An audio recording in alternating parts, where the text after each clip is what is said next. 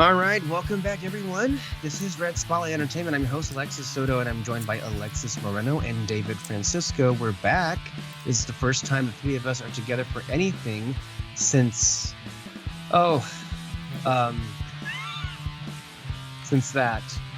And just reading the room here, I think we're going to be in a much more jolly mood this time around than last time. And if you want to know what I mean, well, we have a YouTube channel. Look it up, because that was terrible. Anyway, here we are. Here we are back on the show that brings you everything coming out of the world of movies and more. We got two reviews for you today. One, I believe all of us saw. That would be Killers of the Flower Moon by Martin Scorsese. And then the other one, two of us saw, which is an early, I believe, access right now for early screenings or previews, I guess you could say, The Holdovers, which stars Paul Giamatti. Those are our two reviews. And then, of course, we'll be also getting into, some particular news items that have been circling around that have our, interest to us, like Taylor Swift, like, unfortunately, the passing of Matthew Perry, as well as the animated short Once Upon a Studio, and then also other stuff. That's our show today on Red Spotlight 461. Guys, how are you doing on this final Sunday of October? And just saying that out loud makes me want to cry. I know. Because I love October. Right? And it's already gone. Get cold. I wore my sweater today in the day and I wasn't sweating. Well, I mean, that's on you. I don't know why you'd wear. I mean, I don't wear sweaters unless like I know I'm like chilly. But, I love wearing sweaters, and it makes me so sad that I always live in places that are too hot to do so. Yeah, it's the price of living in the desert for us. Let me just give you an example, because part of my job requires having to be out at 2:30, 2:50 p.m. for dismissal. In these last 2 weeks, there's been not this last one, but the one before that, it's been kind of brutal just standing out there. And it's like, it's October and it feels like June. And I'm like, What the hell? And then there's a movie that we talked about earlier. We mentioned Holdovers. It's a Christmas movie. And the whole place is like, there's a snow, chilly aesthetic. And I'm like, man, that's just so foreign to me. I know. I can't relate at all. I'm literally looking at the snow like, that must be nice, honestly. Like, right, the whole movie was just that.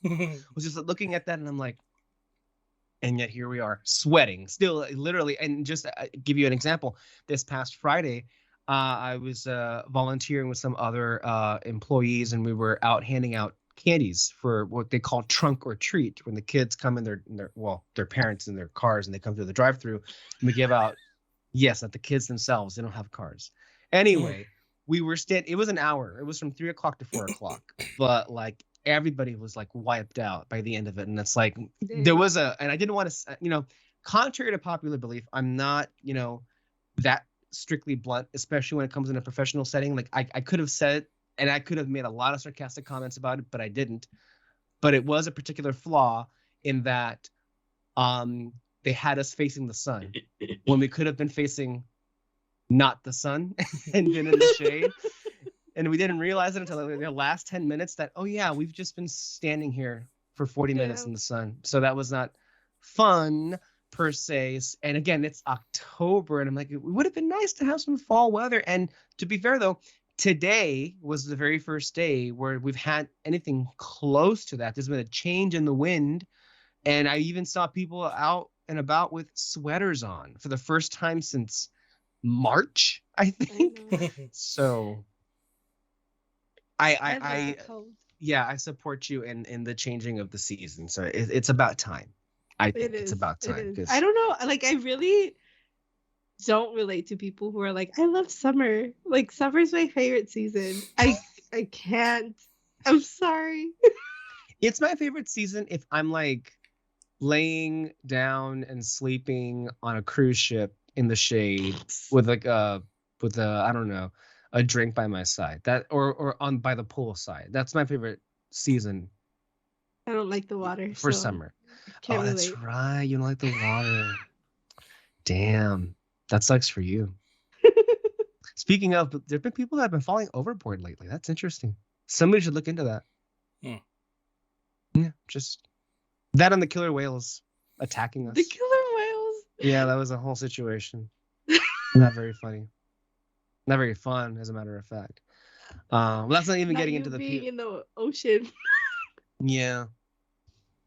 Anyway, before it gets too dark, let's really. Well, speaking of dark, I guess we should just start off with the serious news. It is kind of morbid. What I was thinking of when I first read it. About water. Well, I know. Oh my god. I'm sorry. Okay, this is. Yeah, it's even worse. Well, I guess worse than what I was thinking of when I first read it. So, I'm not sure anyone is quite aware of what really went on. All we know is that Matthew Perry, one of the stars from the 10-season television program Friends, which is, arguably the most iconic sitcom that ever was, passed away this past weekend. He was in his mid 50s, very, very 54? Young, 54. Evidently, from what I was able to read, he drowned in his jacuzzi. I don't know if there was any more information that was released as to what the hell happened.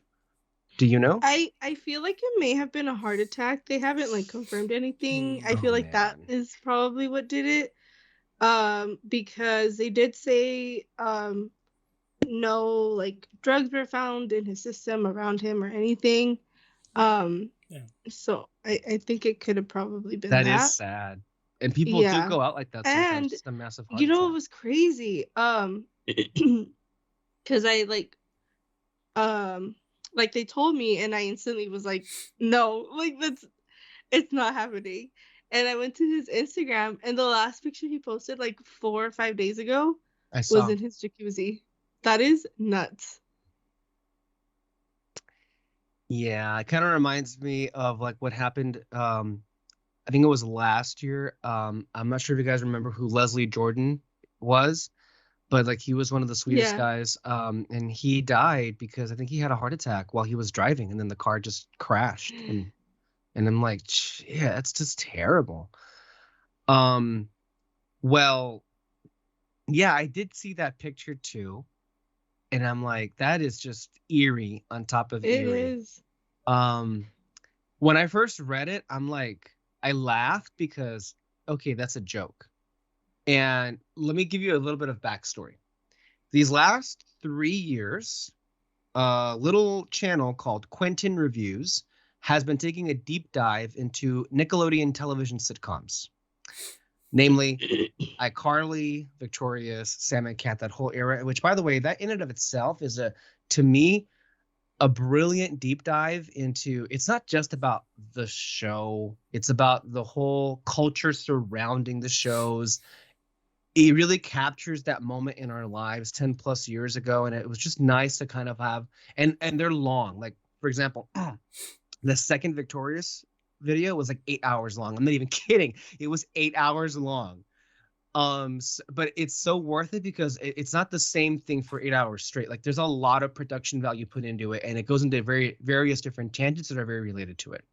But that tangent being on its own, because I've been watching those review videos, I've been reacquainted with a lot of what happened on those shows.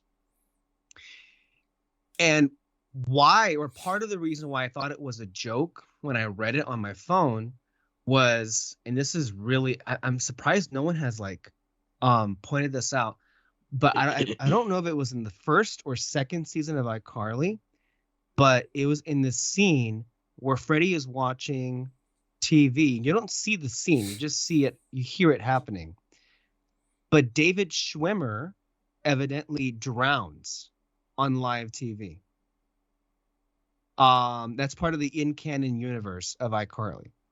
What the hell? No, I'm not even kidding. Go look it up. David Schwimmer apparently drowned while doing a live television show in the universe of iCarly. What the fuck? Uh-huh. And then that's why I thought when I read that Matthew Perry drowned, I'm like, that's a bit. That can't be real. Yeah. Mm-hmm. And then it ended up being real. And I'm like, well, and people have been doing like videos of them like watching the show after either hearing the news or as they're hearing the news. And I think like 1 or 2 times, well, I know that there was one where Chandler says the line of, well, I'm gonna be the first one to go. No. And then there's been like 1 or 2, maybe 3, where they talk about him drowning. That is nuts. And I mean, I know it's like, you know, like coincidence, but it's just like, it's so weird. Like, that's so specific, you know? But anyways, I just want to say, aside from that, this is my ultimate favorite show. Like, I rewatch it every year, all throughout the year. Like multiple times. I always have it on in the background, like whatever. Like I switch off between this one and Gilmore Girls. And yeah, it's hit me like pretty hard. You know, I watched, the first time I watched this show was, which I've like talked about multiple times, where me and my brother would go and spend the summers in Tijuana with all my cousins, and we would just watch series like the whole time. We watched The Last Airbender. We watched, I remember we even started watching Supernatural like when it first was airing. And Friends was the one that we kept going back to, and we all watched it together one summer. My they had, when Blockbuster was still a thing, my uncle would take us and we would just rent it out. So, you know, and that's like with me and my cousins, that's like what we connect to. Like all our jokes are like, has some type of like Friends references. Me and my best friend, like every time we like see each other, there has to be a Friends reference somewhere. Like, you know, like I don't know. And I know that like a lot of people have like feel the same way, you know. At least all day I've been seeing people just say the same thing as I'm feeling, and it's crazy. I watched the reunion today just because I wanted to make myself cry even more. That's the last reunion there'll ever be. And I mean, yeah, it's real reunion. Crazy.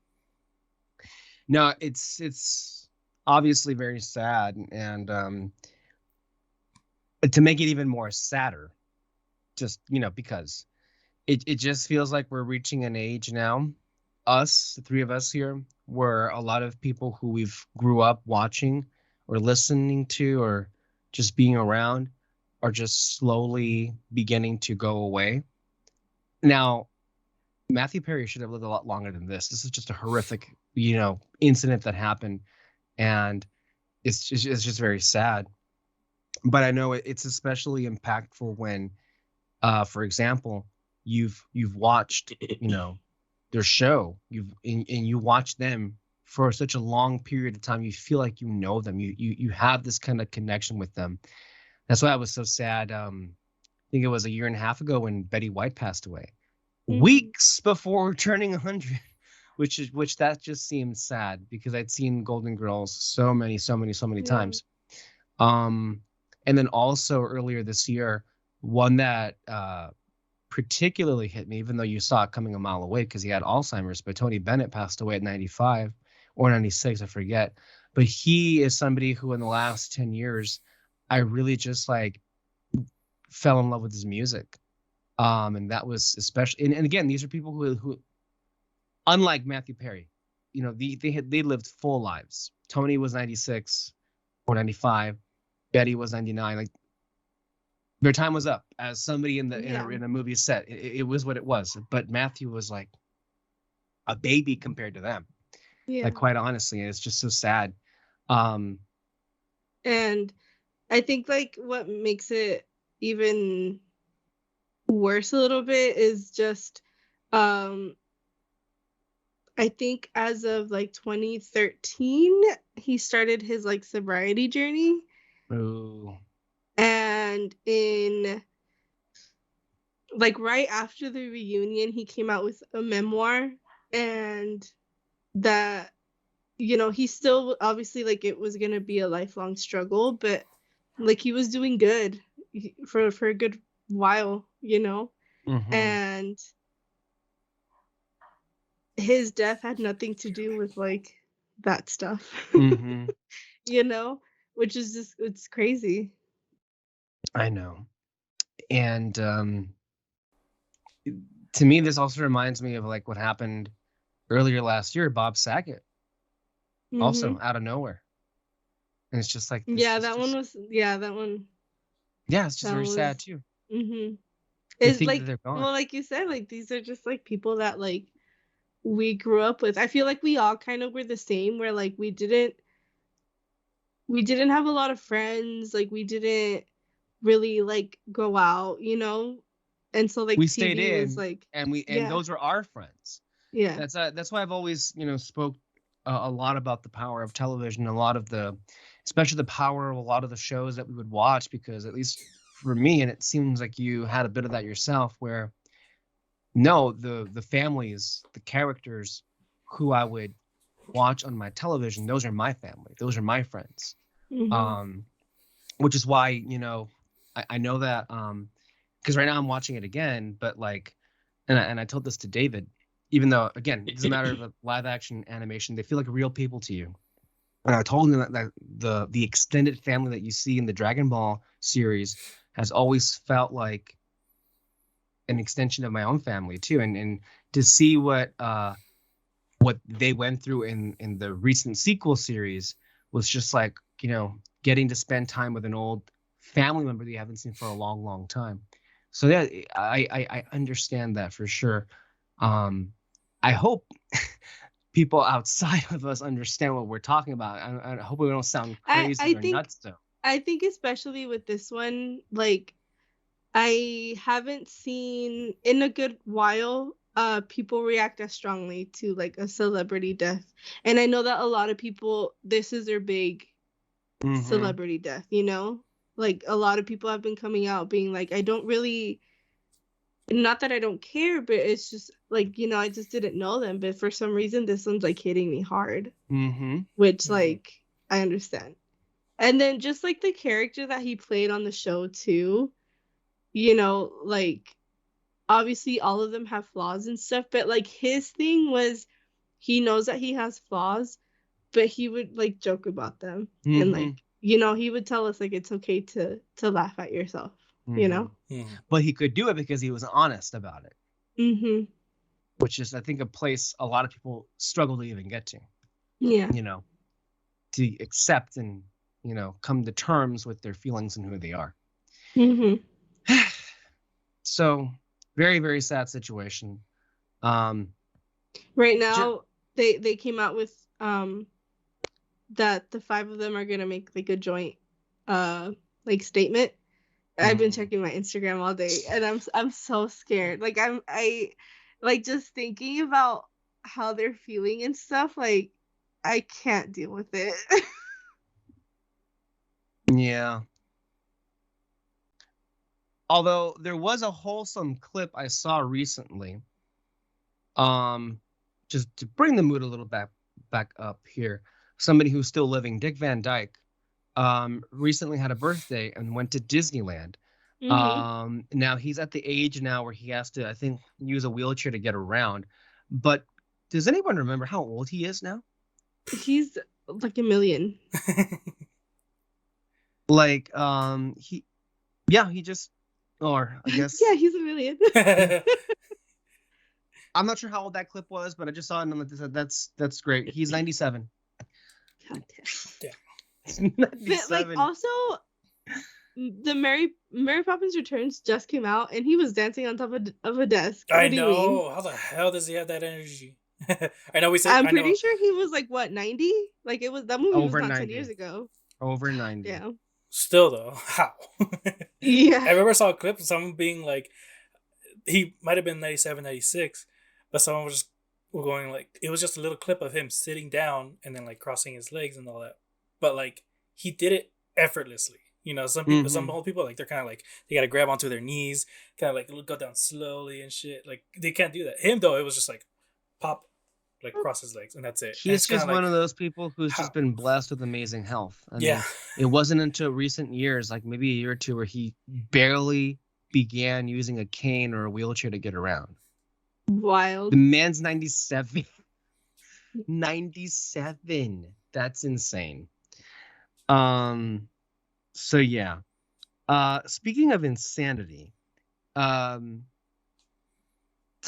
I would think of note here, and it's not something we've really been talking about too much. One, because none of us, well, I'll just speak for me, but I think the feeling is most of us in recent years have not been very much feeling the Disney magic. And so, yeah, in the background of this whole past year, the company has been celebrating its 100th anniversary.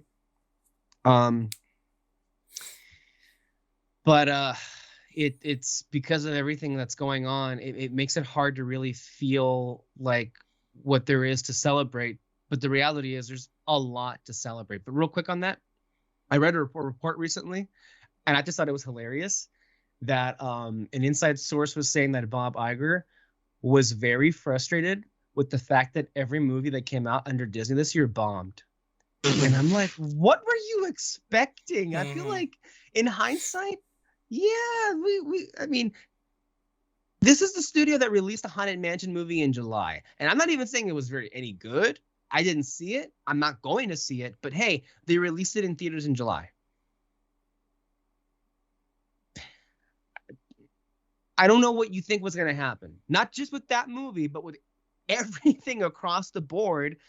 It's like, yeah. But I mean, not that they all bombed. Some performed well, but they still, missed marks. Little Mermaid should have been $1 billion film. It did not get there. Indiana Jones, holy crap. I mean, but that was a ticking time bomb. It was a 15-year-old. The last sequel came out 15 years ago. Every movie, we've talked about these things. And again, this is this. Did you hear, by the way, Alexis, that Marvel Studios was convinced that Quantumania was going to be a big hit? That they thought it was How? No, because they thought it was a great movie. In the same way that David Zaslav and some other people at WB believed that The Flash was a great movie. Did Guardians do good? Guardians 3 did very good.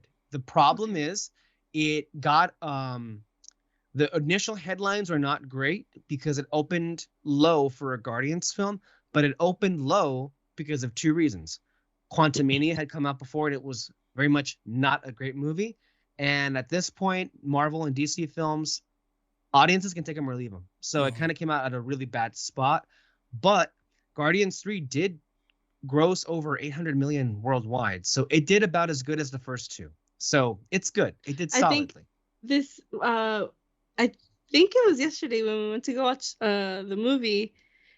We walked into a Marvel, Captain Marvel thing saying that they're expecting like 500 million for the movie or something like that. Like something overall. I have no idea. I don't remember it, but it was like a big amount, and they were just looking at each other. We were like, "Well, okay." I'm really curious to hear what the context was, because I think maybe that number only makes sense if you mean an overall worldwide gross, which is bad. Because I can't imagine they're thinking they're going to get anywhere close to those numbers opening weekend. I know I was gonna skirt over to Disney. The Disney short, but we'll get back to that. I'm gonna actually just go ahead and deal with this right now, which was the Marvels. The expectations are not very good right now. As a matter of fact, with what initial ticket sales were tracking it, the number I heard for opening weekend. Now, keep in mind, of course, I believe Quantumania opened to 110 opening weekend, which, because Marvel was like pouring a lot of money into those trailers and playing them endlessly, and they were quote unquote delivering on a King promise, which that who the fuck knows what that even is up about with Jonathan Majors, who knows anymore. But Guardians 3, I believe, opened to 115 million. The Marvels, the number I heard was 55. Which is a huge drop off. 55 million, hilariously enough, happens to be where the current, well, I shouldn't say current because Blue Beetle was lower, I think, but one of the lower openings of the year was The Flash, which was $55 million. And that's where the Marvels is looking at, which is a pretty, I would say, hilarious comparison because, I mean, this movie doesn't look very good. And let me just, I want to add qualifiers to that. None of us have been very thrilled lately with anything Marvel related, Marvel Studios. In fact, a lot of the stuff that's come out has been quite poor, and we've been very critical of. And even by those standards, this has never looked good. The only, when I mean good, I mean just like interesting, fun. Like the whole premise is just very, haphazard and shoehorned, and the marketing has been very desperate. The trailers have been, I think, honestly, the worst trailers Marvel has ever put out.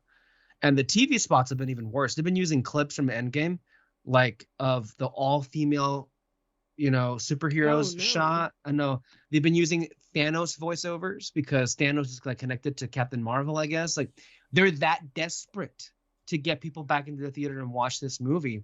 And a few weeks ago, when Marvel gave Variety the okay to report on Daredevil being shut down and rebooted again, was because they were very scared about the Marvels. So the marketing campaign is showing they're scared. Their sources are revealing that they are scared. The number I heard, 55. It may open a little higher, but ultimately, I also don't even know what the expectation is because, yeah, Captain Marvel was a $1 billion film, but everybody understands the only reason it was a $1 billion film was because it happened to be sandwiched between Infinity War and Endgame, and doing what Marvel does best, it lied to the audience because they had us convinced that Carol Danvers was going to be an important character and that she would like really play into the events of Endgame. So we were all under the illusion that that was going to matter and she was going to matter. And not only did that not matter, the film was quite dull. But again, it was a $1 billion film because it was at the height of Marvel. Yeah. Now, this is a Captain Marvel sequel, but not really because, again, I think earlier in the year we talked about how, Brie Larson was upset that this seemed like more of a Teyonah Parris, like Teyonah Parris who plays Photon, like they were not getting along because Brie Larson was like, this is no longer my movie. What's going on here? And it's like, well, it wasn't when they renamed it The Marvels, which is what I said. Like, what happened here? And again, bigger picture, we're not even talking about any of the problems that should have been addressed or fixed in the first Captain Marvel. It would be nice if you were sitting here talking about, and reading in interviews about like what Marvel did to correct some of the mistakes they made with the character in the first movie. We're so far removed from that kind of like wonderful back and forth that's not even on the table. And what we're seeing in these trailers is just like, it's like a fish like flopping around, gasping for air. And everybody just knows like, oh, you don't have long for this world. But I think that's our general feelings about it. How do you two feel about this movie's trailers, TV spots, and are you even going to see this? Because I think I've reached my point of no longer caring to keep up with Marvel Studios. Like, I think the last thing I saw, I don't count Guardians 3 because I to me that's separate. That's a James Gunn thing for me. Although technically speaking, it could count as my finale to the MCU. But the last thing was Quantumania. I didn't see Secret Invasion. I'm not watching Loki right now. I don't know if I'm watching this movie. Guys, reactions. I've only seen like the first trailer that came out. And that was the better one. The second was even worse. I just don't even know like what's going on anymore. Like even that first trailer, like it was okay, but I mean, and like it sucks because like I understand Brie Larson like in seeing that trailer because obviously like she was barely in that trailer. Yeah. We were here talking about how she was barely in that trailer. The only thing we liked about the initial trailer or the idea of this movie was to see more of Kamala Khan because she's a great character. And despite the fact that her own show undermined her and her entire show because, well, yeah, I shouldn't say her own show. Feige undermined her, but she's still great in the role. I think hers was the last thing that I like enjoyed from Marvel. I mean, except for Guardians, but like where I was like, oh, okay, this is like kind of cool. I like. No, this. You're right. Yeah, I didn't even mention that before. Quantumania was She-Hulk. I didn't watch that. I didn't watch Secret Invasion. I didn't even like the first season of Loki, so so yeah, I maybe will go see it, but I'm not really. But you see, that's a change now. We've officially reached the point where, for us, who we're not regular people, we go and see as many as we can. We've now, after years and years and years of just going into every single last one of them, have reached the point where we don't know anymore. And to be fair, it's been a while now since we've been like thinking it over about like how much more time are we willing to give to this, because post Endgame, what can I say that I've enjoyed besides Guardians 3? Well, there's the Eternals, but again, Alexis and I think you and I and David enjoys it too, but I think you and I are the only people. We're one of the only. I don't think we're ever gonna get anything Eternals ever again, and I'm so sad about it. Hey, I came to terms with that. I think the month that it came out. I know you haven't, but I'm like, hey, at least we got that movie, and I like it a lot. You happen to like it a lot too, but everybody else, okay. There are moments in Love and Thunder that I thought were hilarious. The goats still stick out to me when they crash. And I think that was the only movie that actually attempted genuine character arcs and themes, even though as a whole, it doesn't necessarily work that well. No Way Home is technically speaking good, but there's a lot about it that kind of keeps it down for me. Like, I'm not crazy about MJ or Ned. I don't think it was okay. It was okay, right? Yeah, it was fine. It was like a Spider-Man special. Like, I mean, the most it did was like, I'm something of a scientist myself, and then cheer and the whole. Yeah, it was fine. People definitely overhyped it. Yeah, for whatever reason, it was fine. I would say if you put the mute button on to see Doctor Strange, it's very good. But or just play the score. Yeah, the score, and then but no dialogue. And if you cut out the chunk in the middle where they go and see those multiverse people, if you cut that whole thing out, then it's a much better movie.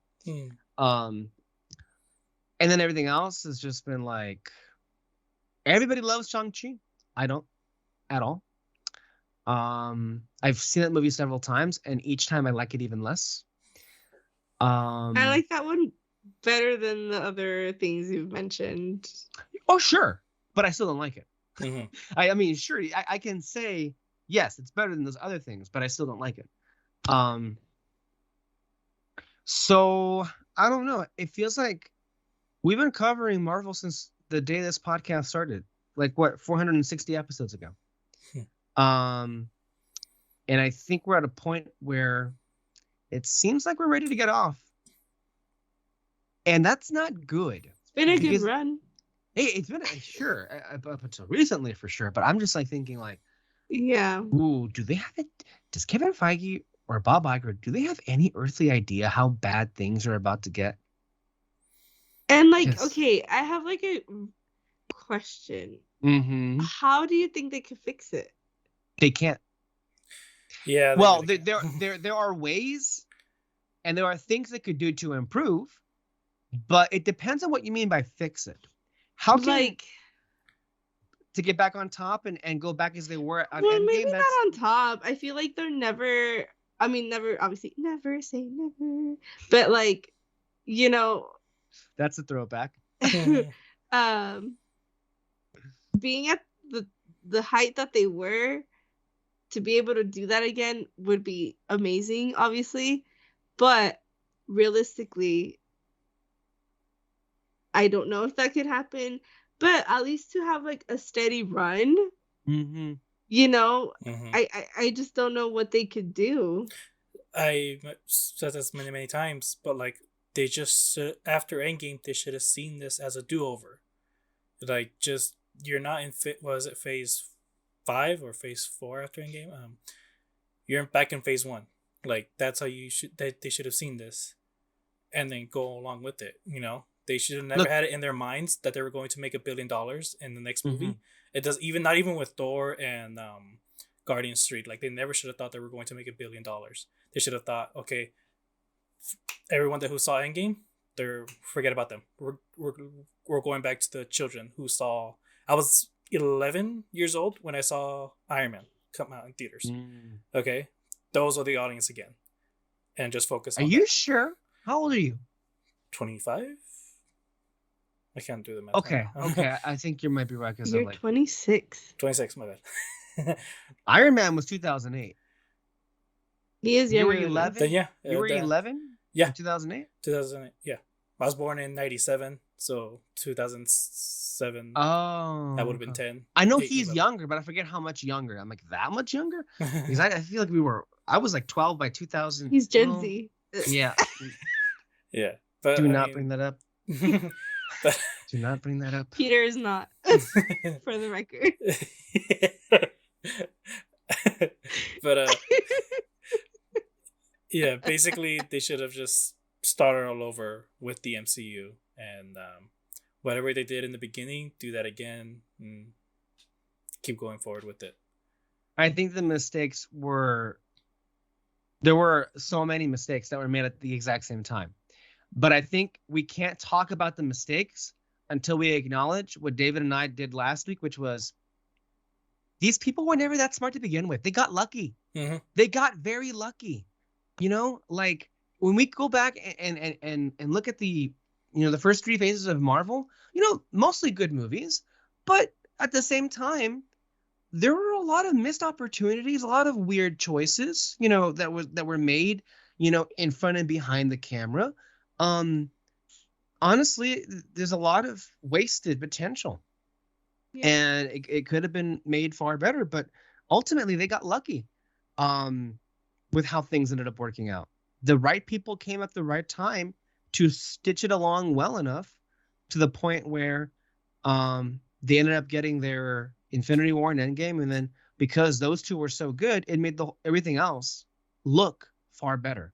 Because of how well Infinity War and Endgame came together, it made all the other films feel like pieces in a puzzle that were always intended to be as they were. Mm-hmm. And it made Feige seem like this grand mastermind, when in reality, it was never him.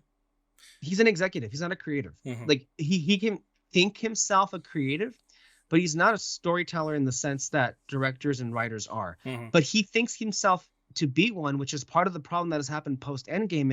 It's just him. It's just he himself and nobody else. Yeah. He lost the Russos. He lost Marcus and McFeely.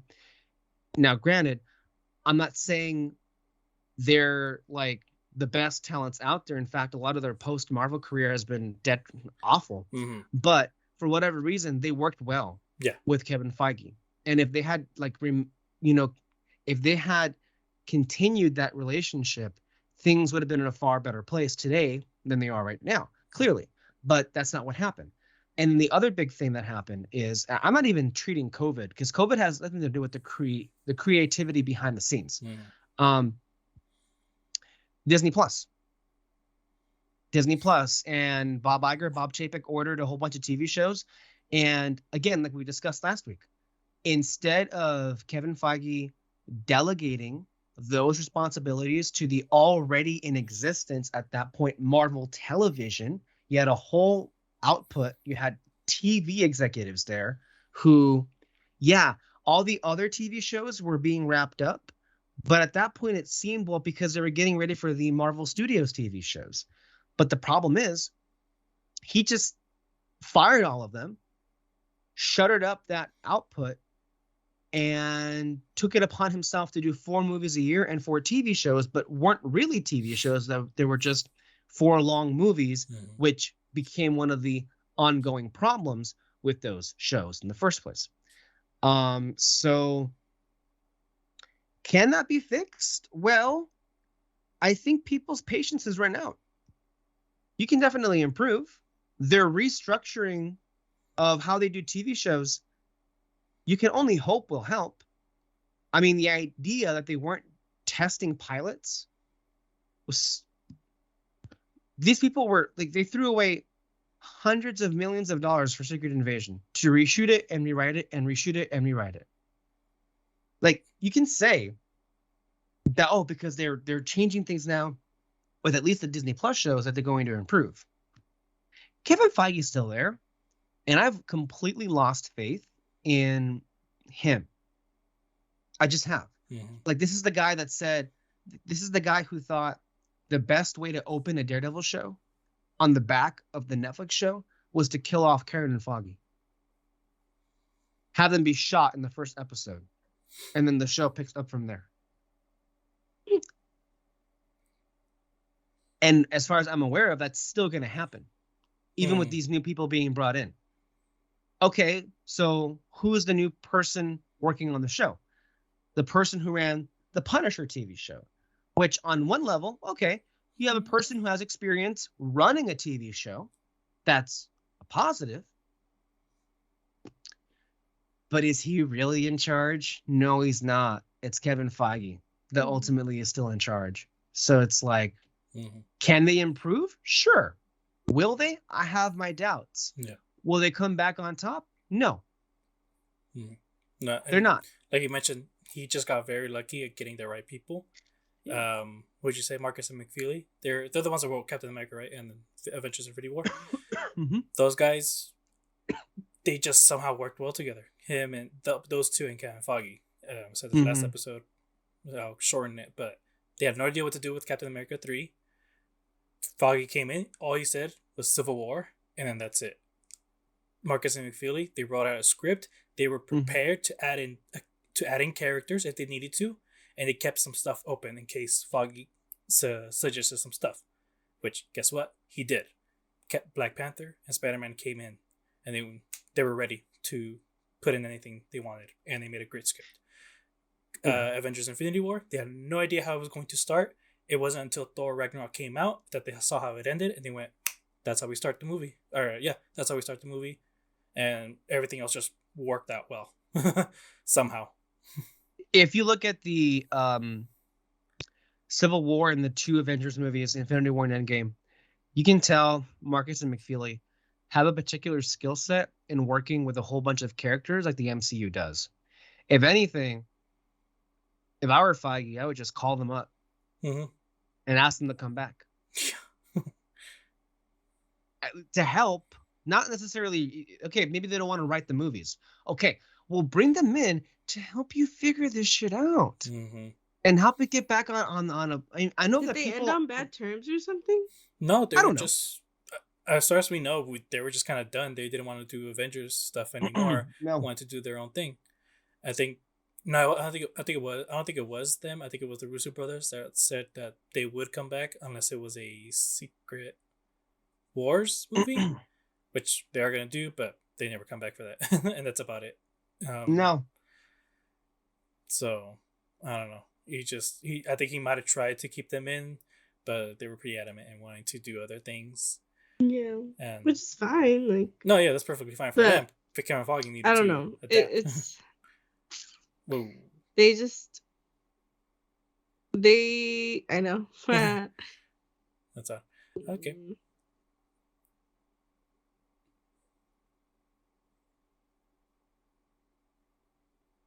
Did he mark the time? No, I didn't. 46. Wait, Alexis, are you still there? Okay.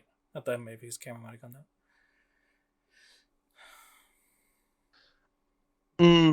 I do want to say though, I don't know. I don't care anymore. Were you talking the whole time? No, I wasn't. I turned off my camera. I had to go and step away for a minute. I was not talking. What happened? Okay. Wait, I was confused. I thought you were talking the whole time. You were cut off. No. When I turned my camera back on, I began talking again as normal. Oh, okay. In hopes to avoid having to explain why I was gone. But then again, that didn't happen. So sorry. Thank you for that. And oh my god. Did the movies fall again? They're very needy, apparently. I guess. Yeah, move them over here. What's going on here?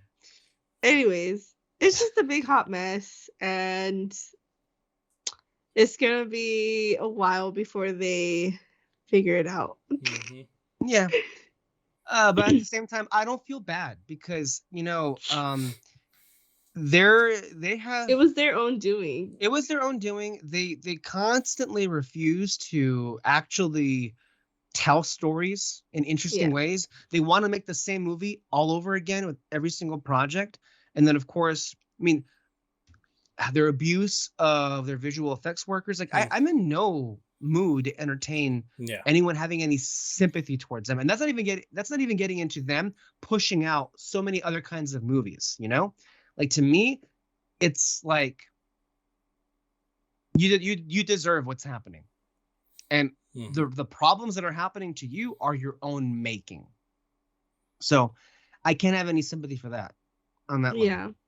So I feel like if anybody has the opportunity to create and be like, or just be creative and be able to release anything, like it would be Disney in general. And they just are not, which is crazy.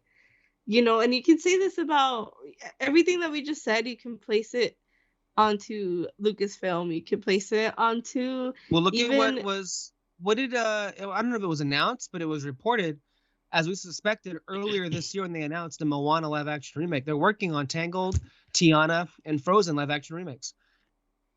They're not gonna work. They're not going to work. Like, look at how badly Little Mermaid did. I mean, it did well here in America, but we're Americans. Duh, of course that was going to happen. But everywhere else, it was like, we're tired of this shit. And all they know how to do is just fall back on what worked for them in the 2010s. But they don't seem to realize just because it worked for you in the 2010s does not mean that's going to work for you in the 2020s, because life doesn't work the way that it did back then. Life changes every day, every year. It's like I keep saying this. When you look back in the 20th century, every decade was very different from each other. And why would we expect our century to look any differently than that? Yeah. I mean, it's a great, we were talking about it earlier. They're coming up, or they just passed their 100th anniversary. And we've talked about it, I think, in detail, at least. Maybe not in this podcast, but at least in the fantasy fair one. The what now? The non-existent Disney podcast. Okay. What happened to that? Where in the last 100 years, there was it would be back and forth. The first maybe 3 decades or so, like they were on top, and then it died. It came back. It died. It came back, and right now, with everything that happened, especially in the beginning, like in 2020, and not COVID, just in the company in general, we're in that period where they're just not doing too well, which is fine. Like, I'm sure, I just hope that they don't make, like, because I know that there's been conversations where, like, they're gonna have, like, another company buy them out and stuff like that. Like, I hope it doesn't get to that point. I don't think that it will. The only difference, Alexis, is that in the last decade, all of the subsidiaries of Disney were firing on all cylinders, and they were all doing the best that they ever had. Yeah. And now they're doing the worst. All of them are doing the worst that they ever had. Yeah. And like the only thing I think right now that the Disney company has going for them that's actually making them money, the parks, obviously, but even that, the parks have had issues lately with attendance and then of course their own problematic things. But the cruise line is the only thing that consistently makes money for them, and the cruise line I don't think will ever have a problem. And they've rebounded amazingly post-COVID. But everything else, and the thing is, again, Bob Iger is in charge again, and again, if he is looking at the slate for this year, and if he is surprised that things are going very poorly. He had it so easy, though. Yeah. Like, I mean, obviously, I'm not going to say that his job is easy, but he went in at a time where Disney was really low, and obviously, like, he's a businessman. Like, he knows that. Like, and that's why he started buying out all these companies and, you know, starting them off again. So obviously, like, the height that Disney got in the last decade, like, it was, you know, like, there's a reason why that happened, and it was because of his plan. But now that happened and they did reach their height,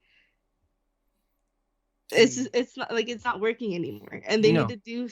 And again, this is for, like, all the components that make up Disney, because even, like, although, like, the animation side, both Pixar and Walt Disney Studios, that one is, I think, a little bit more complicated, just because, like, they fucked themselves over. Like, I think out of all of them, that's the one that I think, like, they really messed up on. Well, they fucked themselves over. Disney Plus, it was the one that did the fucking over, because it exists, and they had to.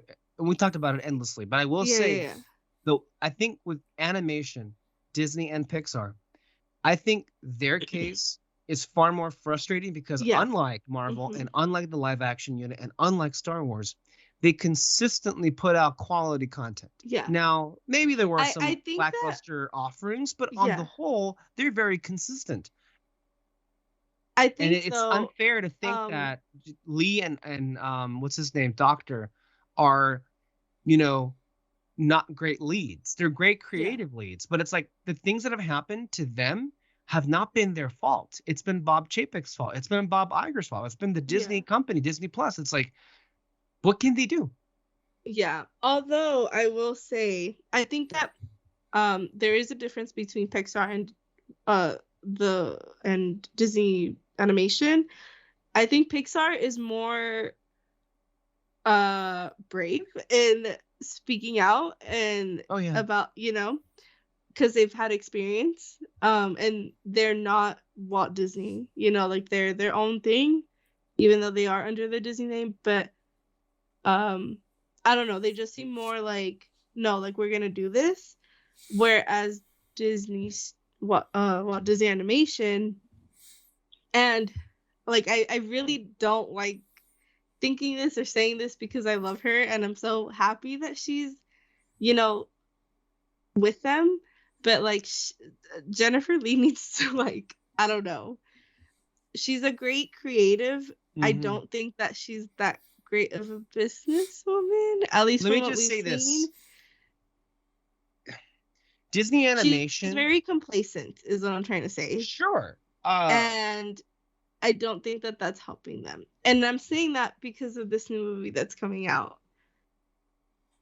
there's no marketing for this movie. Like, and I'm not saying it's entirely her fault, but compared to like how Pixar has been treated in the last years, they're more like they get more stuff done because they are kind of throwing more money at them. But I feel like she's also not helping in like kind of bringing them up. I don't know. I guess to me, where it does become a little bit unfair, not that though any of what you said was not, it is very fair. But I think to me, Strange World, when it came out, everybody was making a big deal of Disney animation as if the quality was the problem. And correct me if I'm wrong here, but I think Strange World is the exception to the case. Because on the whole, I can't think of a recent Disney animation feature film that was outright bad. No, I'm not saying yet, that. I know you're not saying that. You are not saying that. But many were. A year ago when Strange World came out, it wasn't very good. I saw it. It wasn't very good. It was okay, but it wasn't very good. And it was being used to suggest that the quality of Disney animation had fallen off a cliff. But the last year, Encanto came out. So it's like, wait a minute here. No. You can definitely make the arguments that from a financial standpoint they have, but we know why. Yeah. It's Disney Plus. But the quality of Disney animation, now you can say that there have been some that have been lesser than others. There very much have. I mean, Ralph Breaks the Internet being the lesser one for sure. But everything else, it's like, hey, they're making quality stories here. I didn't understand why Strange World was being used by some people to say that the whole studio had, gone down in quality. No. It doesn't and that's why I feel overall some of the attacks on Lee, or I should say criticisms, are a little unfair. And then also, I'm trying to gauge the timeline here because it still does feel like we're operating in the Lasseter era. Because what was the last thing that he greenlit? I know Frozen 2 and Encanto, I think, were in production when he was there. I believe Raya must have been, and I assume so. Strange World. So it's like, to me, I want to be sure about this. I'm not sure at the moment. It almost feels like a James Gunn situation where like James Gunn is getting all this heat for all of these DC films bombing this year, but he had no involvement in any of them. He's just the head of the studio now. Whereas I want to know now, sure, can Lee be complacent? Can she rest on her laurels? Absolutely. And I guess Wish might be the test of that. Is it going to sink or swim? It's just like, I don't know. I feel frustrated for them, but I also feel like, I don't know, like they should be able to do more for themselves. Sure. You know what I mean? And I feel like, and obviously, like, I don't know, like, what is actually going on. It just feels like, and obviously, like, maybe, like, she's not all to blame, but she is the lead, so, everything is gonna fall on her, which sucks. I don't know. It just, I feel like with them, it's sad because they shouldn't be, like, it shouldn't have taken that long for Elemental to, like, get to where they ended. You know what I mean? So I don't know. A conundrum. Yeah. And I guess it's more of a wait and see situation.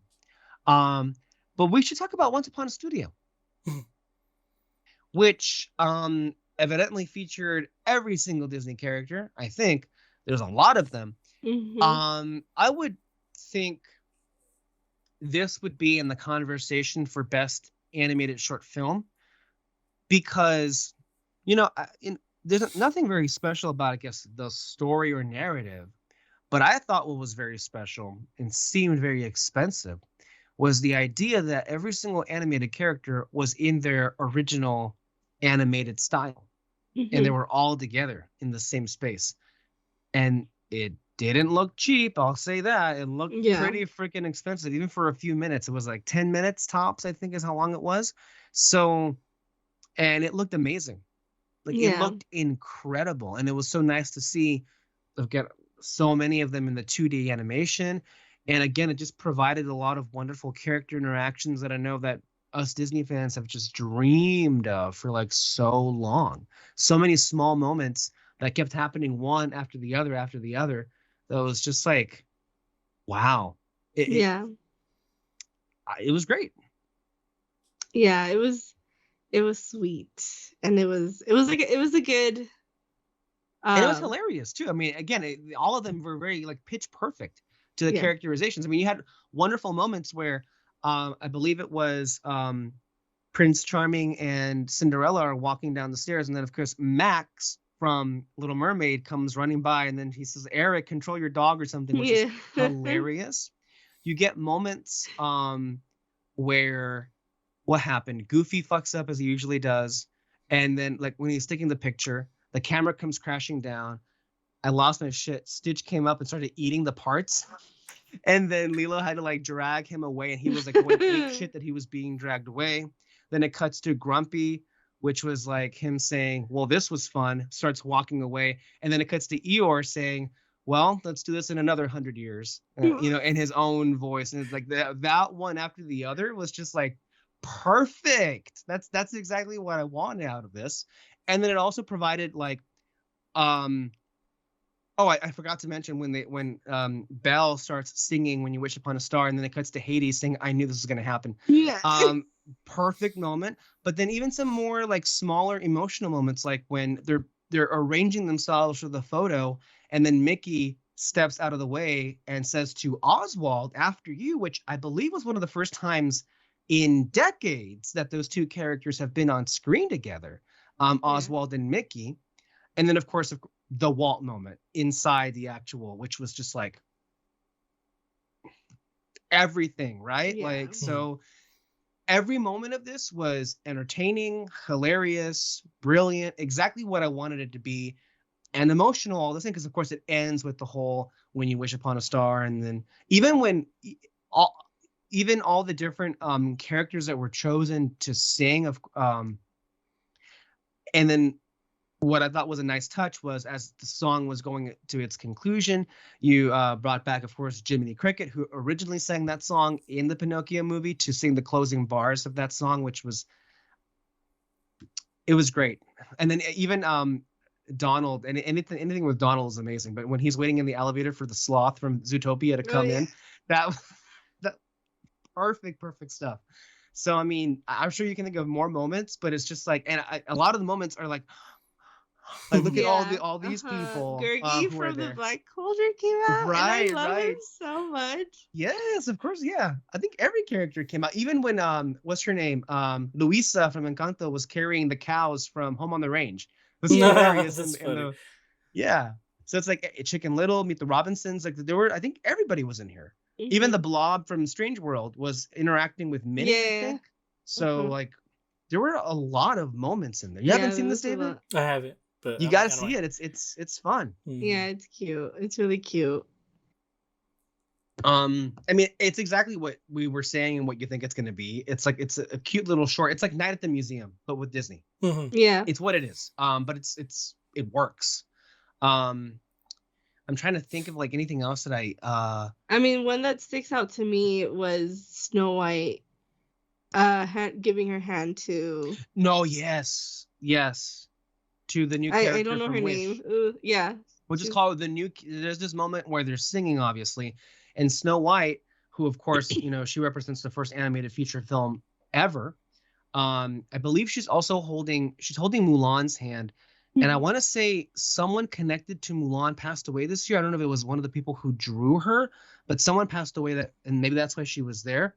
And then she extended her hand to basically welcome the new character from the new movie, Wish, I think Wish would be the 62nd animated film because I think Encanto was the 60th, and there was Strange World. Nobody saw that, and then there's the new one, Wish, But to me, it was like, I was thinking, I wonder how I can get away with showing this in class. That'd be a nice little thing for kids. And I'm sure Kyle already has, because he always finds ways to incorporate. I mean, he incorporated a Star Wars quote into a grammar lesson. Oh my God. Like, what was he saying? If this is the counselorship, where is the ambassador? You saw that when he Stop. Oh my God. He made them write that. He's so funny. Oh my God. But honestly, same. That was just hilarious. But yeah, it was great. I guess to me, it's just more about the individual moments that stick out. Yeah. But a lot of the character combinations worked really, really well.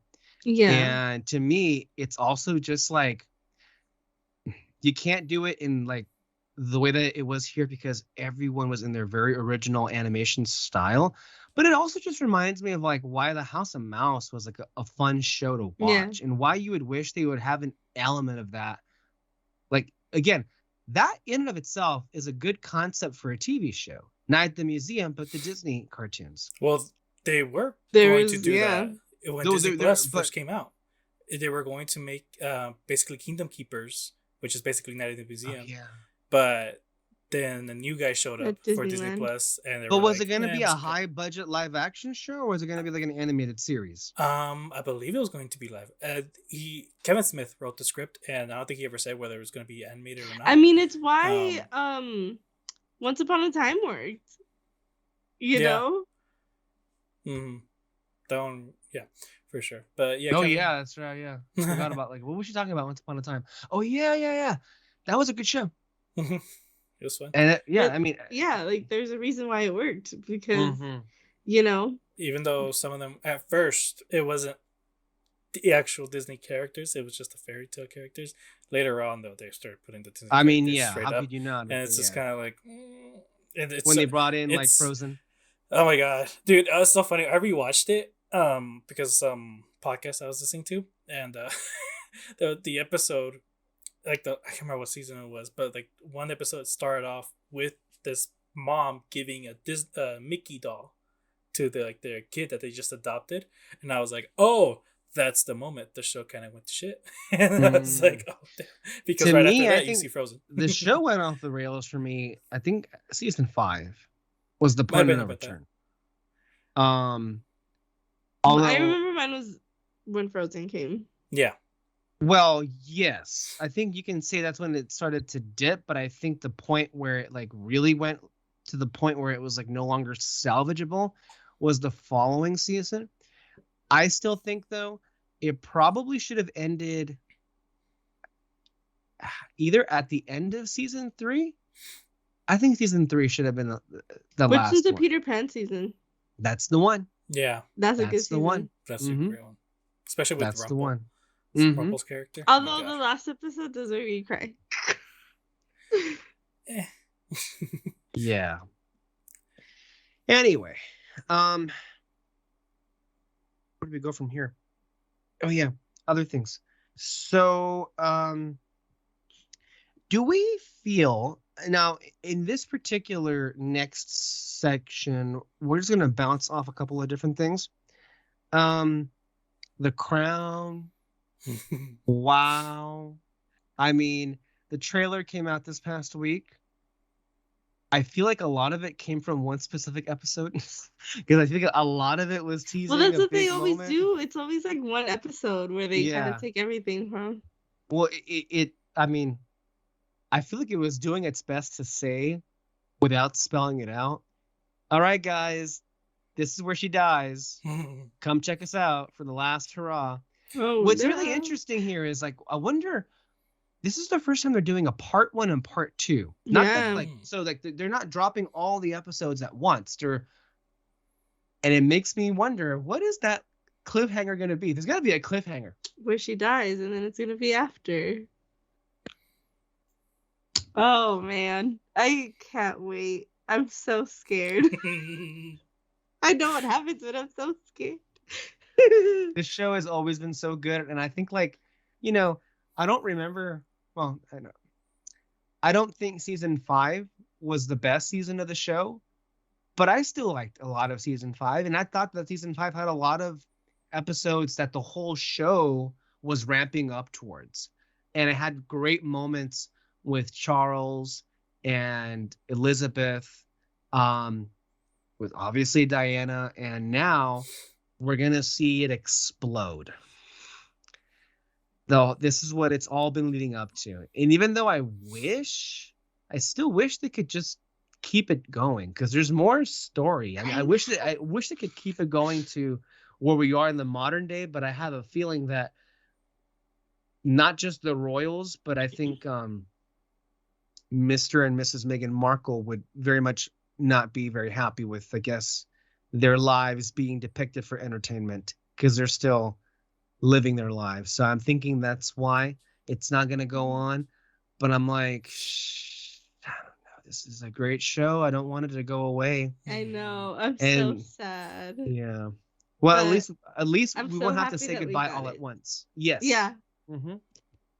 So stay tuned, and it's coming up pretty quickly. I feel like the last season came out like not that long ago. It's because there was a big gap between 4 and 5. Yeah. If you recall, I think 4 came out 2020, and then 5 came out last. It was 2 years in between it, and now it was just a year between 5 and 6. Mm-hmm. So I can't wait. Also, how do we feel about Barbie's chances? A few months ago on the show, when the movie came out, we were talking about like what reasonable chance it had at being a contender at the awards season. And now it seems like, of course, as we had talked about even then, that there would be more competition, right? And I think we're at a place where it's looking pretty good. Like it's going to get most of the nominations that we thought it would. But there are some ones where, well, there's more competition now. Like with director, you're thinking of the names that I'm hearing are Nolan, Scorsese. I'm hearing Yorgos Lanthimos for Poor Things. I'm hearing Alexander Payne for The Holdovers. And then other ones. I know that with actress, you have Lily Gladstone from Killers. You have Emma Stone from Poor Things. Carey Mulligan from Maestro, the new Bradley Cooper movie. And others as well. I guess ultimately, my question is, do you think it is a possibility that Barbie still gets a lot of nominations? And I think it very much is going to get Best Picture nomination. But do you think we're living in a reality where we might see Greta Gerwig and Margot Robbie miss out for directing and for lead actress, whereas everything else gets in? And by the way, a lot of people were thinking about the possibility of Gosling getting in, but not Robbie. How does that sit with you guys? I wouldn't like if Ryan Gosling got in. And then the other two didn't. I feel like it would be ironic. An insult in the year of Miss Barbie.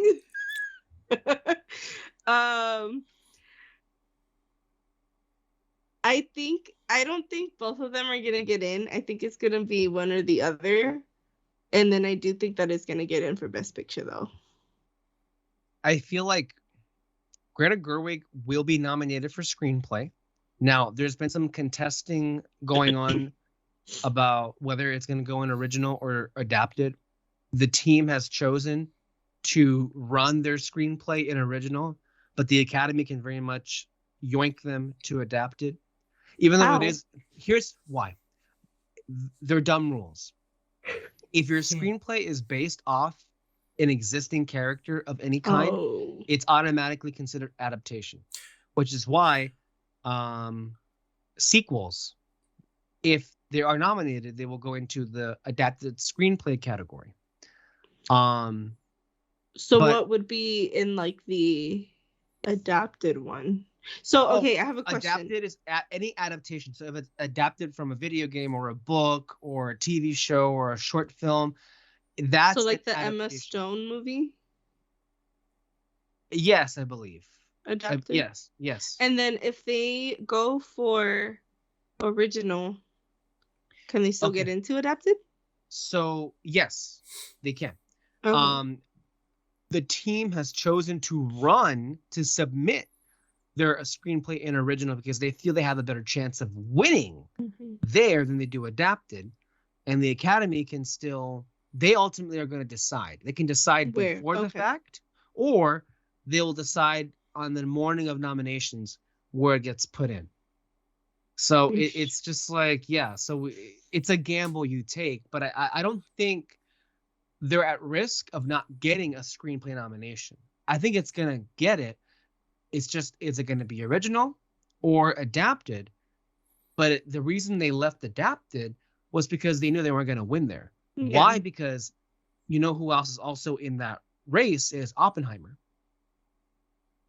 So wherever they can avoid Oppenheimer, they would gladly do it. That's why they ran away from that field.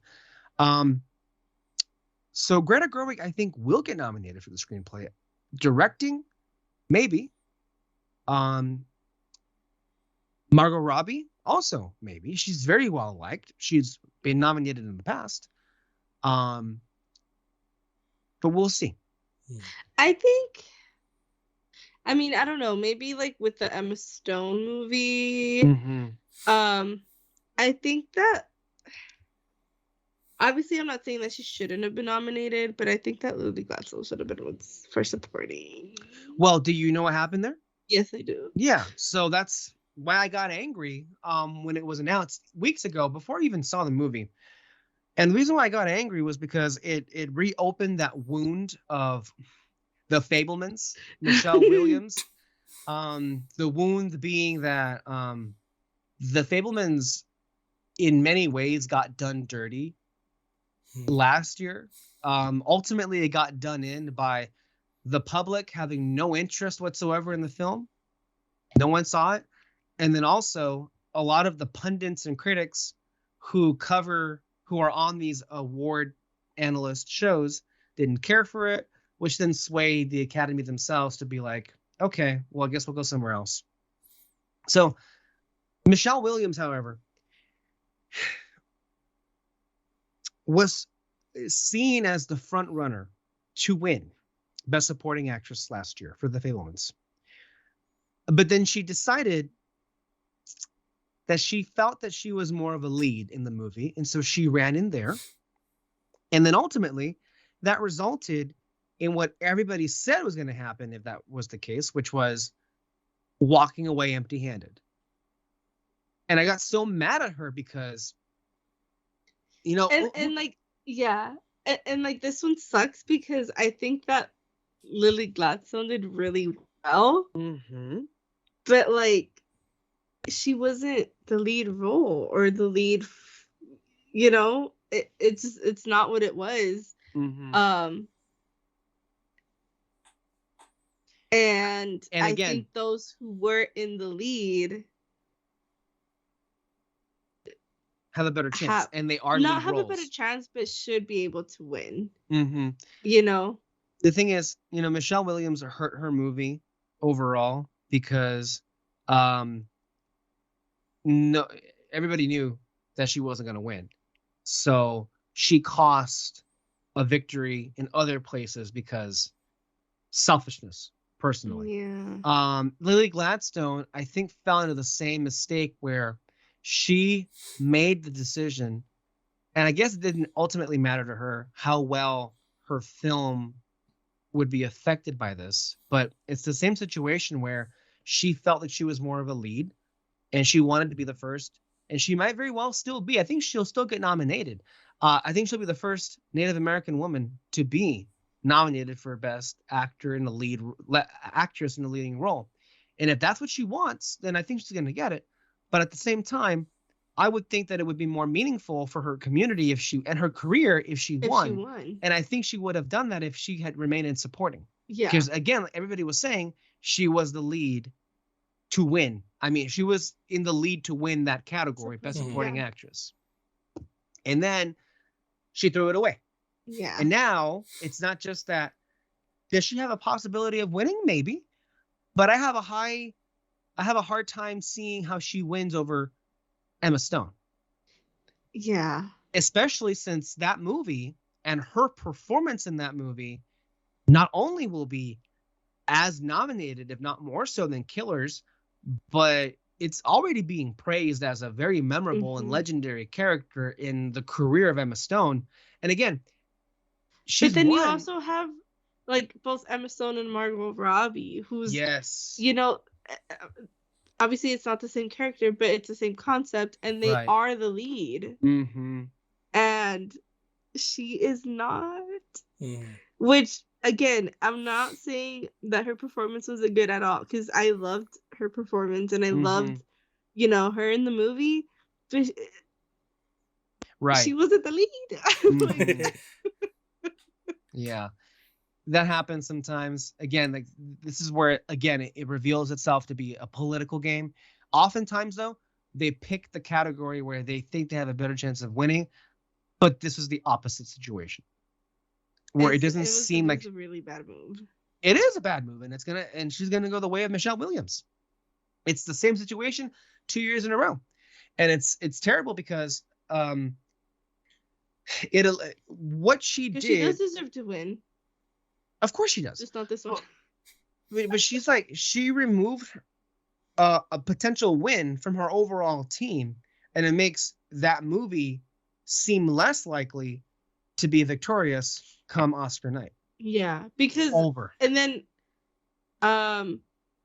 obviously like it has a chance to win in other categories, but you also have to bring in Oppenheimer. Like, yeah, I still think Oppenheimer is gonna be a behemoth.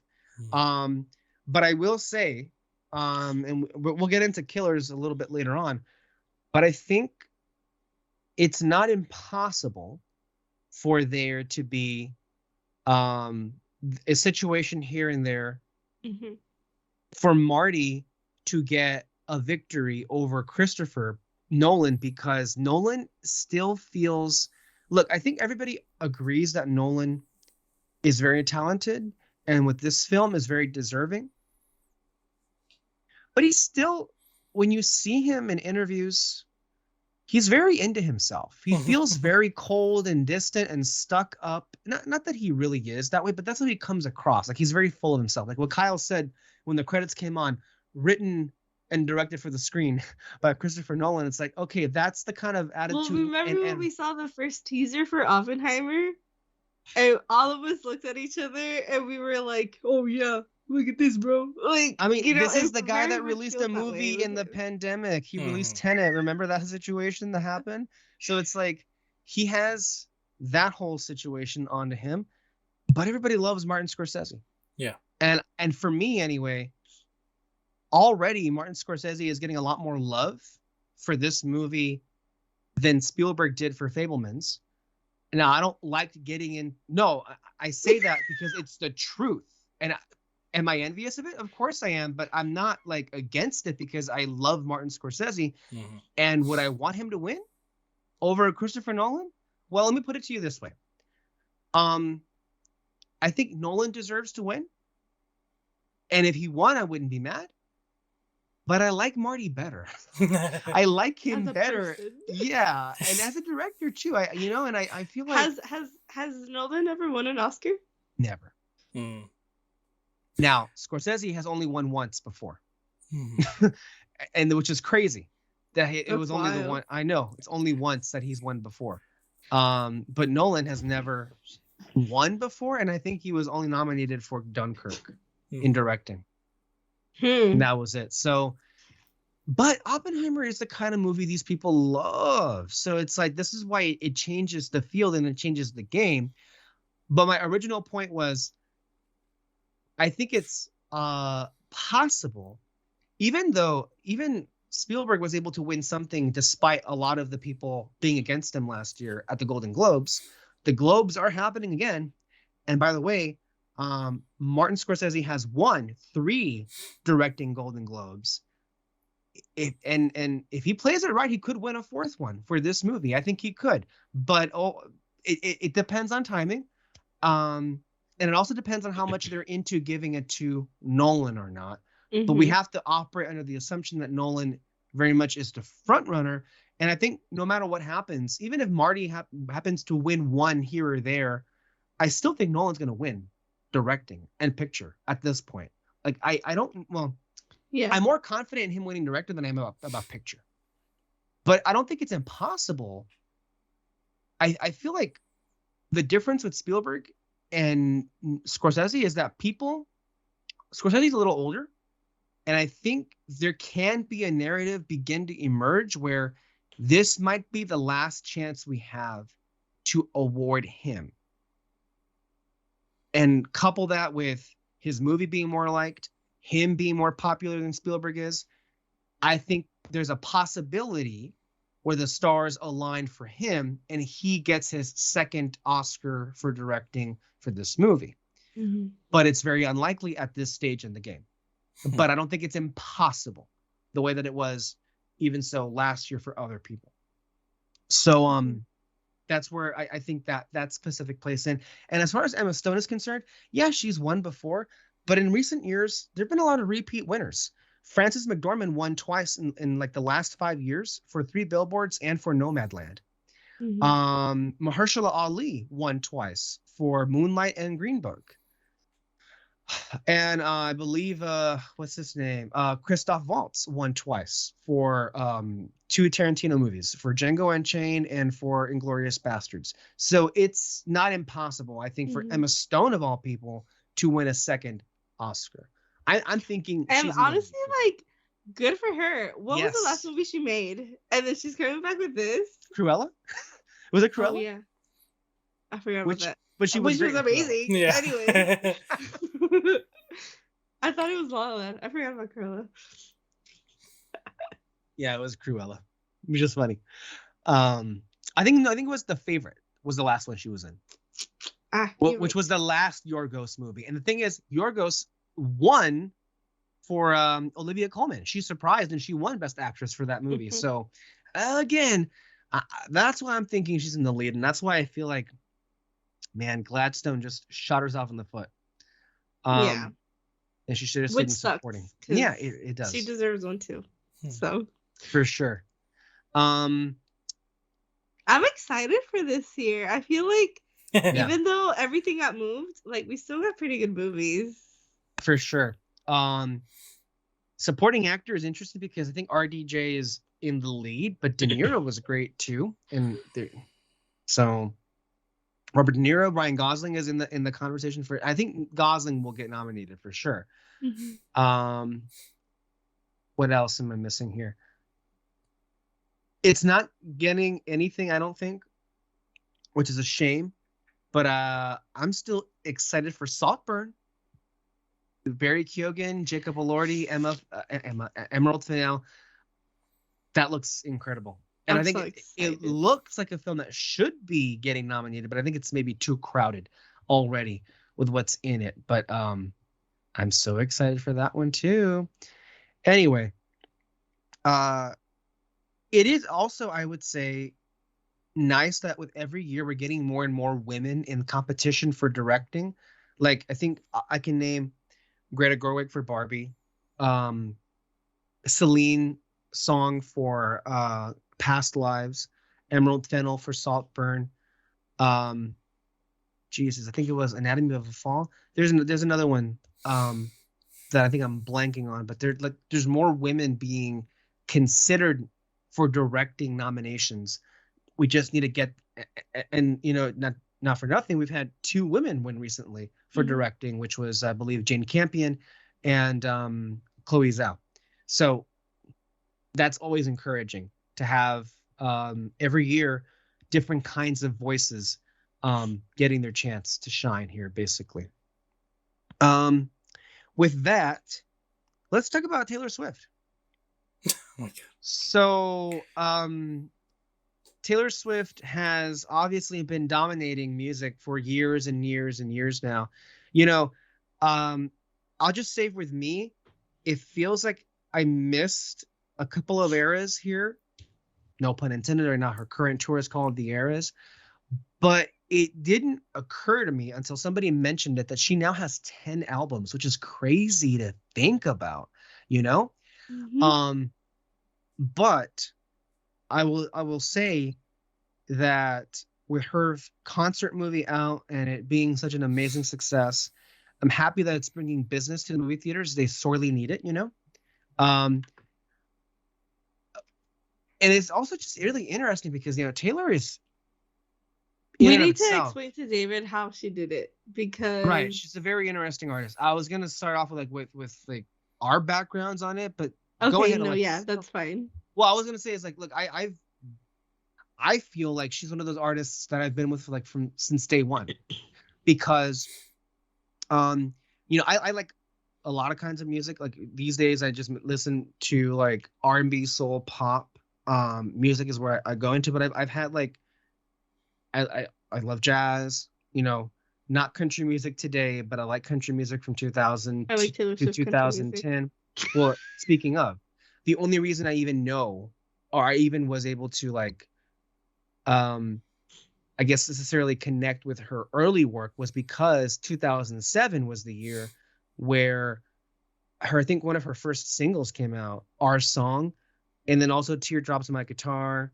Those are initial early songs, and that's basically the beginning of her career.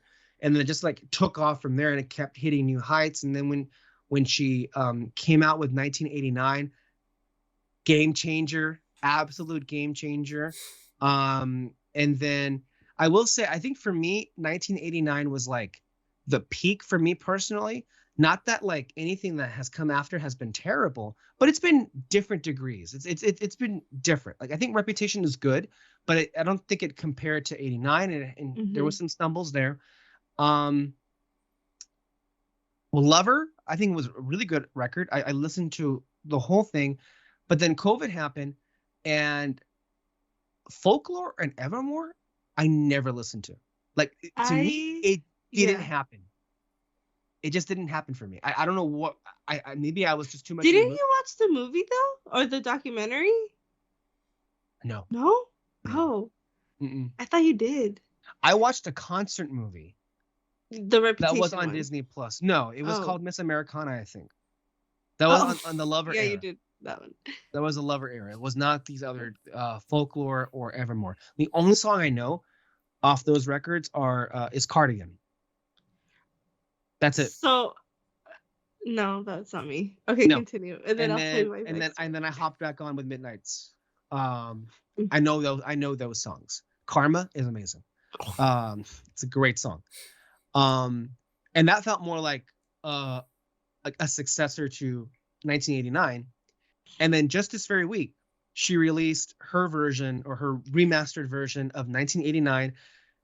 And I really forgot how amazing that album was. I've already listened to the whole thing 2 times the whole way through, because I knew all those songs. Like that was my favorite Taylor record, and listening to it again, but with a remastered version was like, and it kind of, and the new better. Songs. Oh, yeah, it's kind of better than the original 1989 was. So it's like, yeah, I you know, and again, it's like one of the things that makes me love her and hate her at the same time is how she just finds way.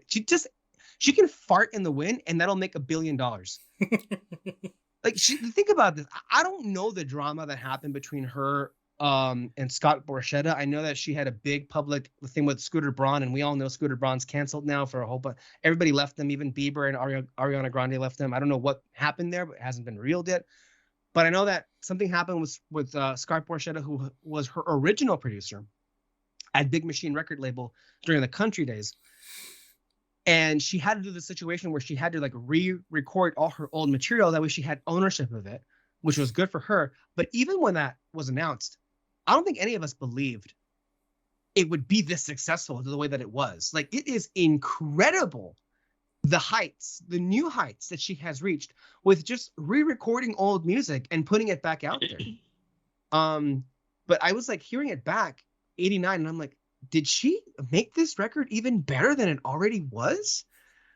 Like, and of course the new songs, like, It's like she, and I heard a podcast this week on, I think it was the Big Picture podcast, where it's like, you know what, she works harder than a lot of other artists in that she gives her fans a lot more.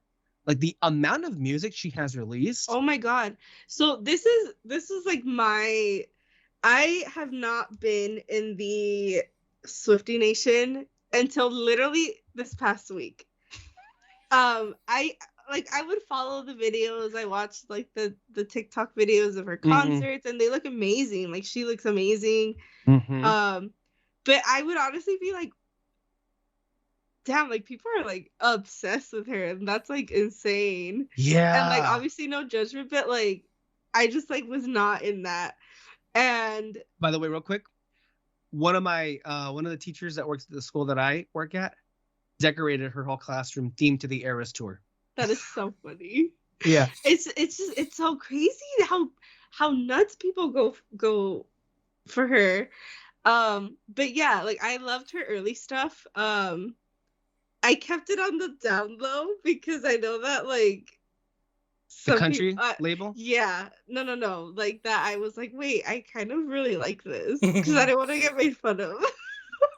Oh, me too, for sure. I mean, yeah. But like the what's it called? This I think the first time that I was like, wait, I really like all these songs is the Speak Now album. And then after that, I don't know like the order of. I think it was Red. After that, Red was okay, but I wasn't like. But then 1989 came out, and I was like, wait, this is so good. Yes. And then the fact that it's about Mr. Harry Styles, I'm just like.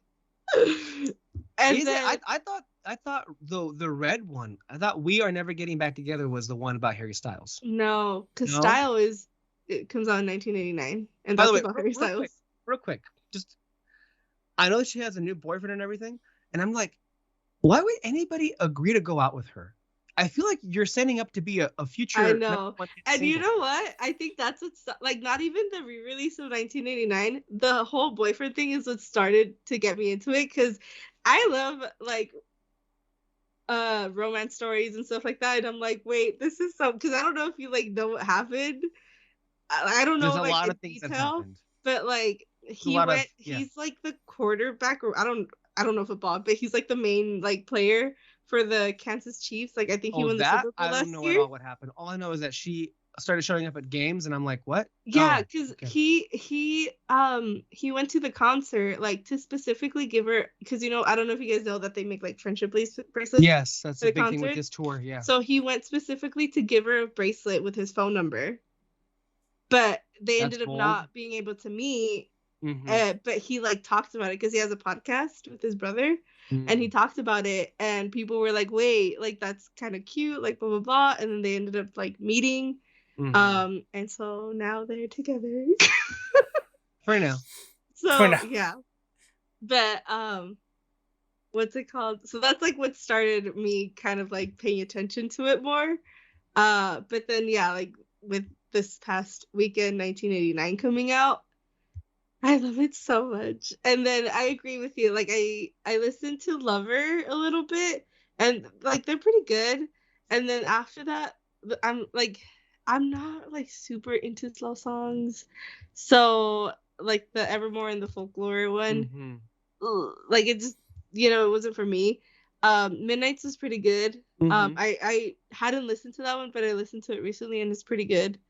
And then like the whole story with Kanye, like I remember I was like super into that. Like I was there when it happened. What do you mean I was super? I was there. I was watching that whole award show.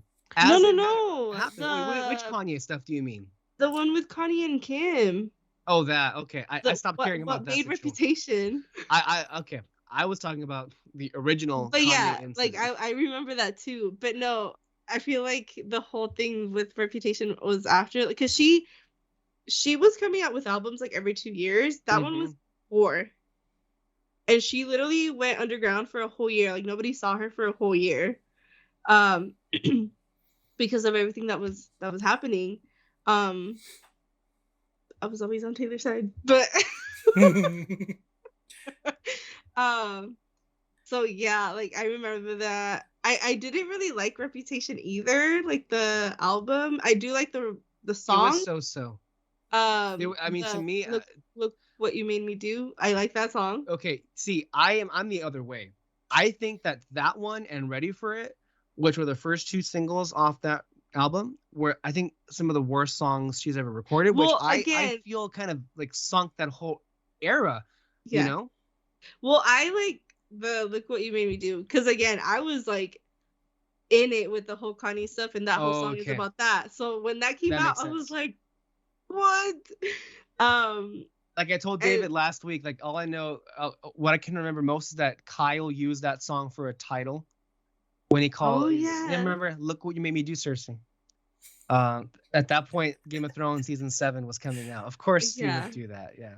And then the whole thing with Scooter Braun and stuff. I just remember seeing an interview where they asked her, what about like re-recording your stuff? And she's like, oh yeah, it's coming. I thought that was like, I love her. Like that's amazing. You know, because I think the Connie stuff and then the Scooter Braun stuff was like kind of at the same time, which is why she took a long time to kind of get back into things, because when the Scooter Braun stuff was happening, COVID too. I think that's like didn't she have to cancel a tour for Lover? She had to cancel a tour because of COVID. Yeah, because Lover was kind of like looked over because everything was going on, but with the Scooter Braun stuff, she was, I don't think she was the first one to come out and kind of be like, hey, like he's kind of whack, because I don't know if Kesha was also.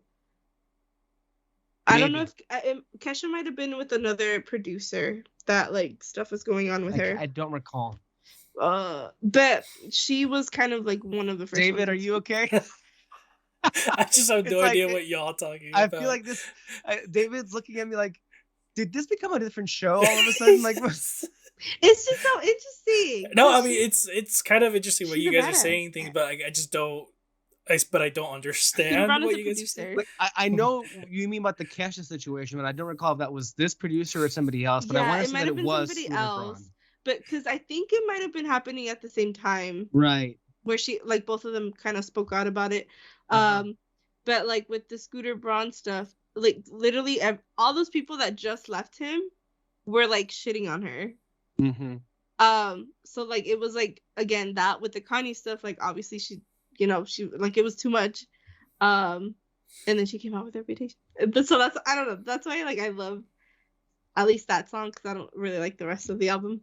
So yeah, I just love her.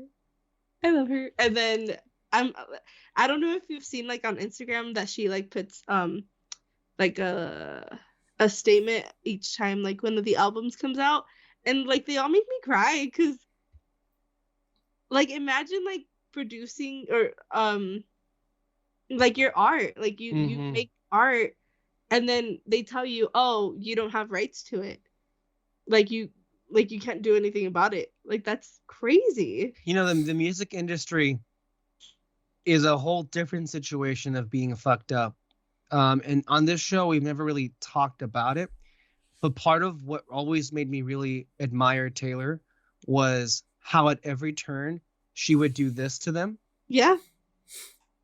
And get hers and everything she deserves.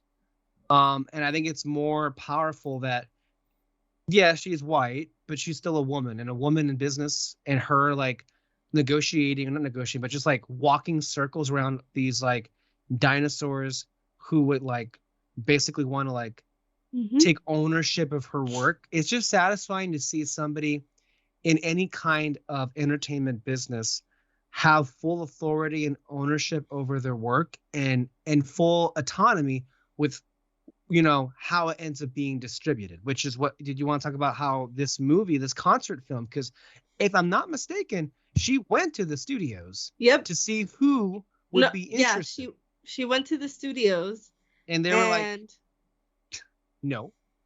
So she went directly to the movie theaters. To so AMC. All of the movie that she's making, all of the money she's making, I know, all the money she's making from this being released, it's hers. And the exhibitors too. Dumbass. And the studios are cut out of it completely. And again, how dumb is the AMPTP? How dumb are they? Oh my god! Okay, no, like I said, I had no idea what you guys were talking about most of the time. Like you only know one song really from Taylor Swift, and that's about it. That's not true. Okay, nobody ever just knows one song. Okay, at least there's one impossible. That's always, at least in terms of like knowing Taylor Swift, like there's only one song that ever just pops up, and it's the one. Shake It Off. Like, no, the one that she's like a. So you know more than one. I just proved it. It's not that one, but there's only one that ever pops up in my head, and it's the one where she meet the football player. She's the nerdy girl. You belong with me. You belong with me. Yeah, that one. You can't even to be fair, that's why I also was not into the whole thing, because I got overwhelmed with how much music she has. Like the re-release of Red has 30 songs. Yeah, that's right. Yeah. No, but I was gonna say, like I said, I don't know much about Taylor Swift. I don't really listen to her songs much.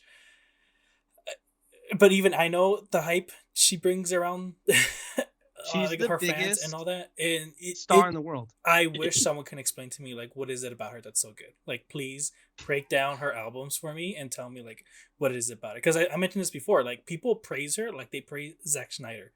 And it's insane for me. Or Beyonce. Yeah. I think Beyonce is a better comparison, because Zack Snyder is not anywhere near as talented as Beyonce or Taylor Swift. Let's just be real about that. I know it's music and it's movies, but come on. At least Beyonce has Beyonce I can say has a couple of really good songs. I don't know music, but I know movies, and people praise Zack Snyder for I don't know what for. But that's why I made the comparison. But either way though, why the fuck would any studio be like, no, we don't care about your concert thing? It's like, whoa, what the fuck, dude? You have $1 billion thing here going on. I mean, I don't think it didn't make $1 billion, but it almost made $100 million in the opening weekend and its first weekend at the domestic box office, which is more than what the previous 15 weeks of releases had combined. Mm-hmm. And I think this beat out Killers. Oh yeah, right. Yeah. But to be fair, like I mentioned last week, you can't compare 80-year-old Martin Scorsese in 2023 to Taylor Swift in 2023. Mm-hmm. Maybe if the year was 2008, the roles would be flipped over. But I would also like to point out that she is giving a percentage to the movie theater and to their workers. Didn't you do a T-Pain collaboration a long time ago? Isn't that where she got the name T-Swizzle? I don't know. Right? Just so much that goes that. I remember watching it. David's like, what the fuck? I've never heard that name before. Never. I know that name, but I don't know if that's why. I'm sure that happened a long ass time ago. But it's well, I don't know. I feel like Taylor Swift has such a interesting journey that it's hard to really describe what about her music is so special. I would just say that for me, from day one, it's always been about the lyrics. Mm-hmm. I've always just found her songwriting to be clever and witty and just resonant with me. Now David just found out Style was about Harry Styles because it has style in it. Yeah, I was just listening to it today. I still love that song. I think that still is in my top 5 favorite songs from hers. With me, you have to understand my entry point is different. Different from Alexis in the perspective that in 2007, 2008 to 2011, I was listening to all the different country artists of that era. Now hers had that sound, but with every record, it ended up being more and more into a pop sound. But I always just found her to be a terrific performer, not the best voice, but very much good enough for, what she does. And I feel like, to me, what got me to like her so much at the very beginning was how passionate she was about her work and about music. And really that's what, she was most concerned about. And and she kept that the bigger and bigger she got. Now, the bigger and bigger she got, the more drama there ended up being, because that is what ends up happening when that happens. But to me, I just felt like what comparison is there for what she did to have had so much success in one genre and basically decide I'm good, I'm gonna go into this different direction, and it being such the success that it was. 1989, I think, will go down in history as one of the best pop albums ever. And I think, like, correct me if I'm wrong, but it kind of like, I thought the record came out in 2015, not 2014. And I'm like, that's 9 years ago? 9 years ago? Jesus. Yeah. Like, I guess we've been listening to Taylor Swift songs for 15 years now. That's insane to me. It really is. But again, she continues to just, I feel like with her exploration into pop, like 99% of the songs that she puts out there are like earworm songs. Like, you're just irresistible to listen to. Now, some would argue, I'm not a music critic. Like, I'm not going to pretend to be. I'm not a movie critic either, but I feel more comfortable talking about like film than I am with like the quality of music. I'm not that person. But I know arguments can be made that her stuff that could be generic or vanilla, that which is why a lot of white women particularly like, her music, and that's fair. But I feel like again, I haven't listened to every record of hers. Like, there were two that I missed, but there's always a couple of songs on every album that I'm like, I love listening to this. Yeah. Yeah, like there's at least one song that even in the two that what is it? Evermore and Folklore, yeah. There's one on both that I like from them. But at least for me, because I think that her music is really good. I wouldn't say that it's my favorite. No, not at all. But what I like about her is all the stuff that she's done to get her work out. That's what I am like, wait, like that's really cool. Yeah, for sure. And it's like she's one of the only ones where like it feels like, because we've been watching her career from the very beginning, there is also that kinship there is in being happy for her when she succeeds, and she happens to succeed quite a bit, as it turns out. So before we actually started recording, Alexis is talking about like doing a backyard movie event with this playing on, and that just sounds like the best thing ever. We should invite Kyle and Peter. Yeah. They would hate it, but that would make it more fun for us, which is the point of these things. I'm so excited. Yeah. I guess, like, to me, I can't really explain what it is about her that's like so amazing. Maybe, yeah, it is, white Beyonce like just syndrome. The concept of the Eras tour. That's I forgot how many songs are in that concert, like in the set list, but it's a lot. Well, I think Apple Music put it on. I saw a playlist where it was it's 3.5 hours. The concerts are 3.5 hours. Which, one thing I don't understand is,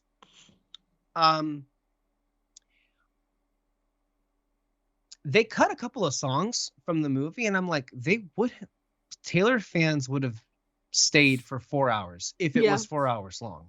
Yeah. Like, that's how big she is. So I don't necessarily understand the need to cut that out.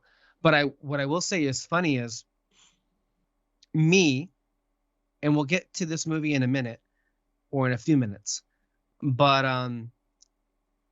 I've seen Killers of the Flower Moon now 3 times, which is a long time, by the way. That's like that's a lot of, that's like so many hours. But every time, it's just been hilarious how I've had to navigate around 2 big sensations. which was 1989, not 1989, the Eras Tour movie, and then Five Nights at Freddy's. This past week, I walked into the theater, and to get to my theater, and again, with most of my screenings with Killers, it was like almost a completely boomer audience. But for me to get to the theater, it was all the way at the end. And I groaned out loud because the theater right next to it, I believe, was the Eras Tour. And it had just ended. And the flood of people just came out. So I had to maneuver around a whole sea of people coming out of the theater to get to mine.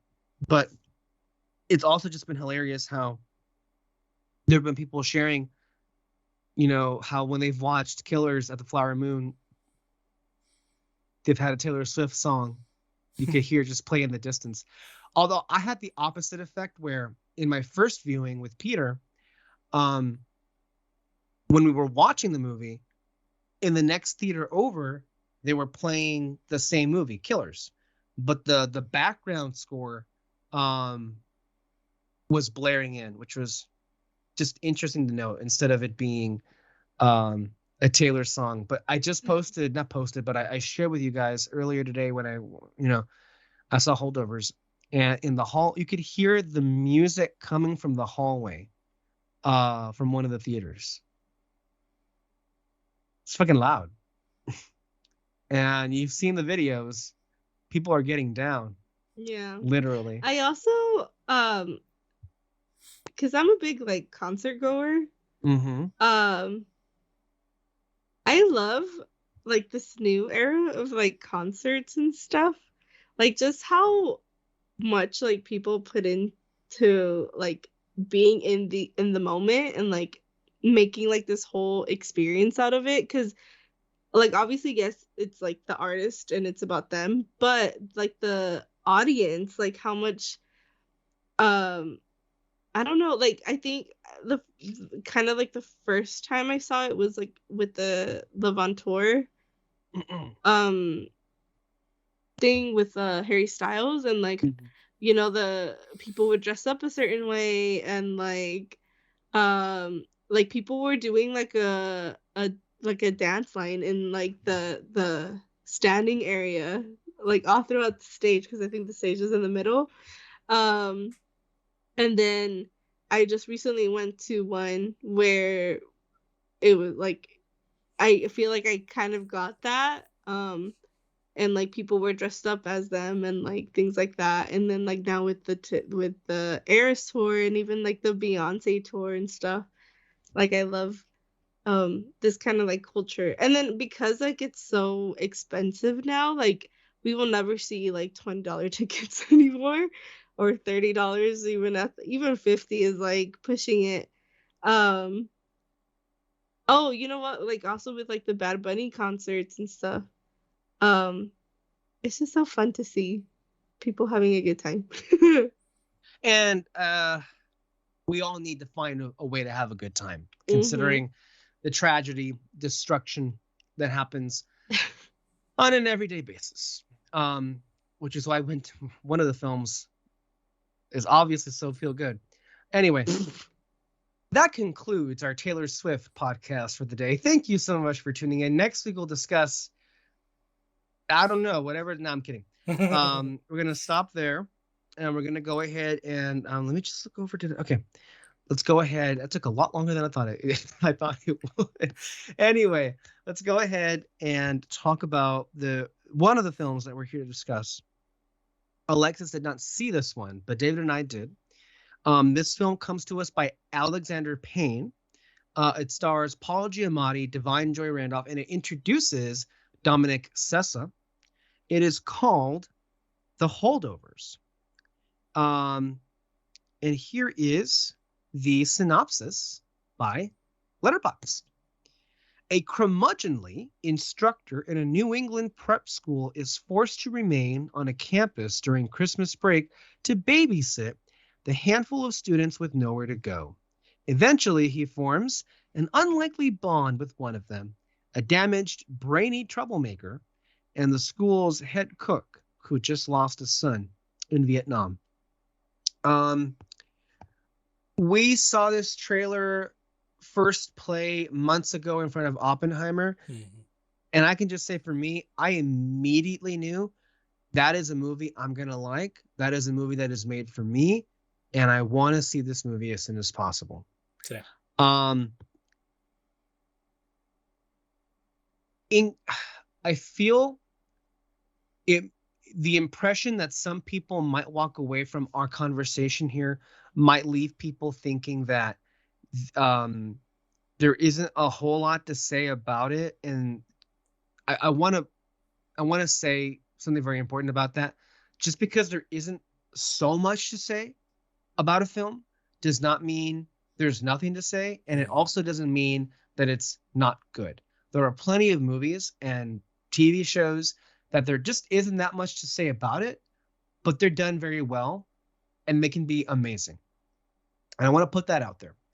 And I say that because I don't feel this movie, Holdovers, is going to be done justice because we're going to be talking about Killers afterward. And I think there's a lot more to say about Killers of the Flower Moon than there is about the Holdovers. And that might, create the impression that they're just not on the same level. Now, that very well could be the case, but that shouldn't suggest to you that this is a film that isn't worth your time.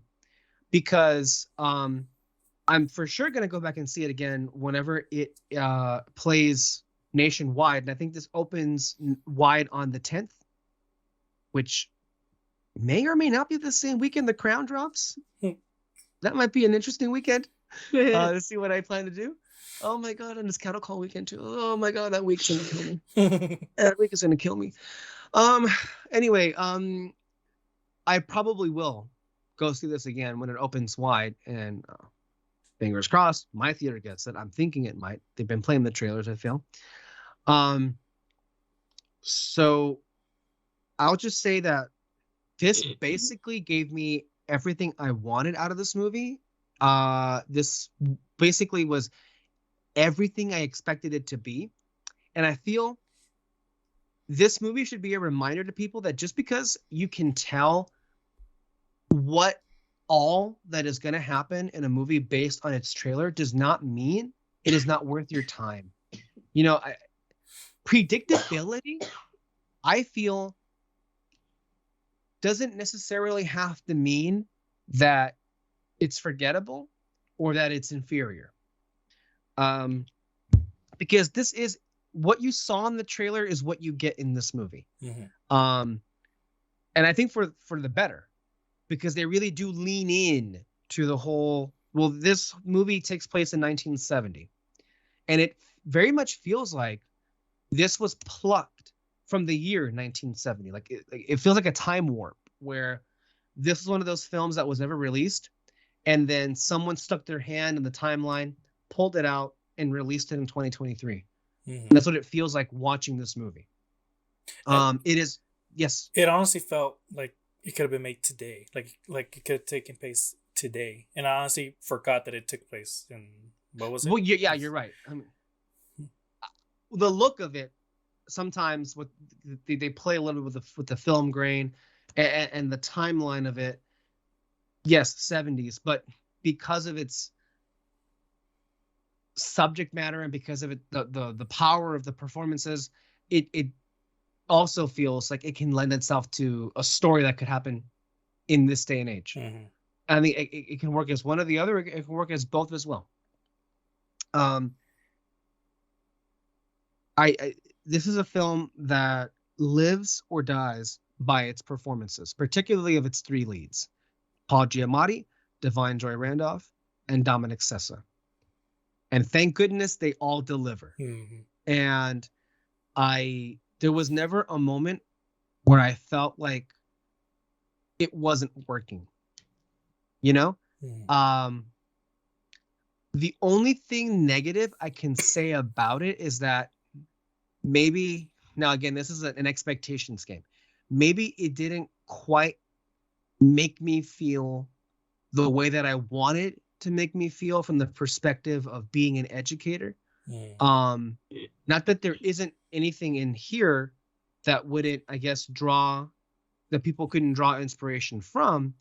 But that's the only thing I could say that was a little bit of a letdown. But I want to qualify that by saying it's a letdown right now, because I feel like this is also part of the equation too. The more you engage with what a film is, and by that I mean the more you go back and watch it and accept it on its own terms for what it was trying to do and what it is, the better it's going to be for you, at least a viewing experience.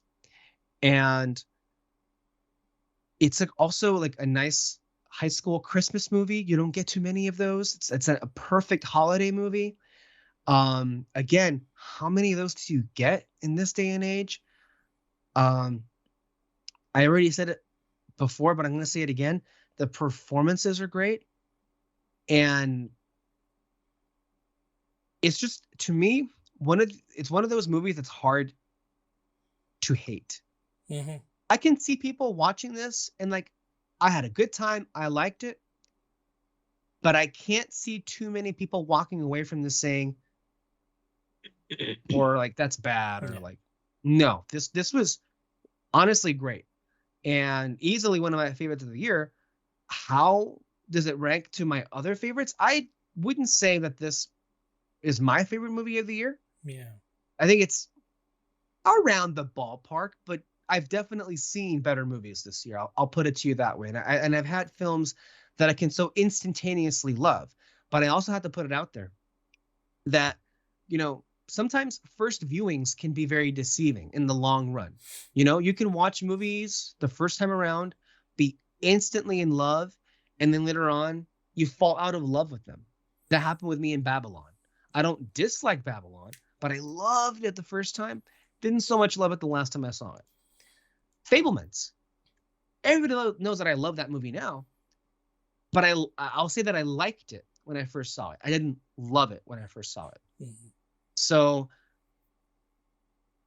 I would say that for me, for how much I would love this film, I would say that remains to be seen.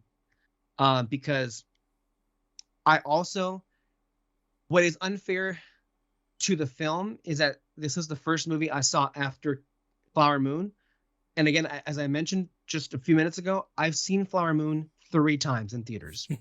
And if you do the math, that's like what, 12 hours in a theater between the overall runtime and the trailers that play right before it. So, and there's just so much more intrigue and so much more to analyze in Killers, and so much more resonant, that it's unfair for me to say that this film was just okay. It wasn't. It was great, and I liked it right now. But I'm gonna think months from now, this will be one that I will come back and say that I loved. I wasn't blown away, but it was delightful. It was exactly what it promised me that it was going to be.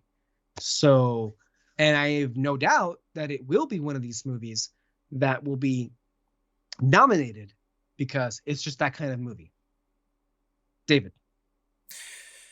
No, yeah, I agree with everything you said for sure. What you see in the trailer is basically what you'll get in the movie, and yeah, like you said, that's not necessarily a bad thing because there's still some surprises here and there in that movie and all that. And for me, the biggest surprise was the student. What was his name? Dominic Sessa. Dominic Sessa. You said that was this his first movie or like his kind of like his debut? First ever movie.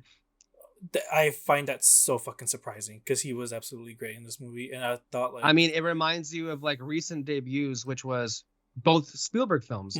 Gabriel LaBelle, who played the lead in Fabelmans, and Rachel Zegler in West Side Story. Yeah, both of those were their first movies ever. And I mean, that guy again, he pretty much blew me away. He had such great chemistry with Paul Giamatti, and I mean, Giamatti is a fucking amazing actor.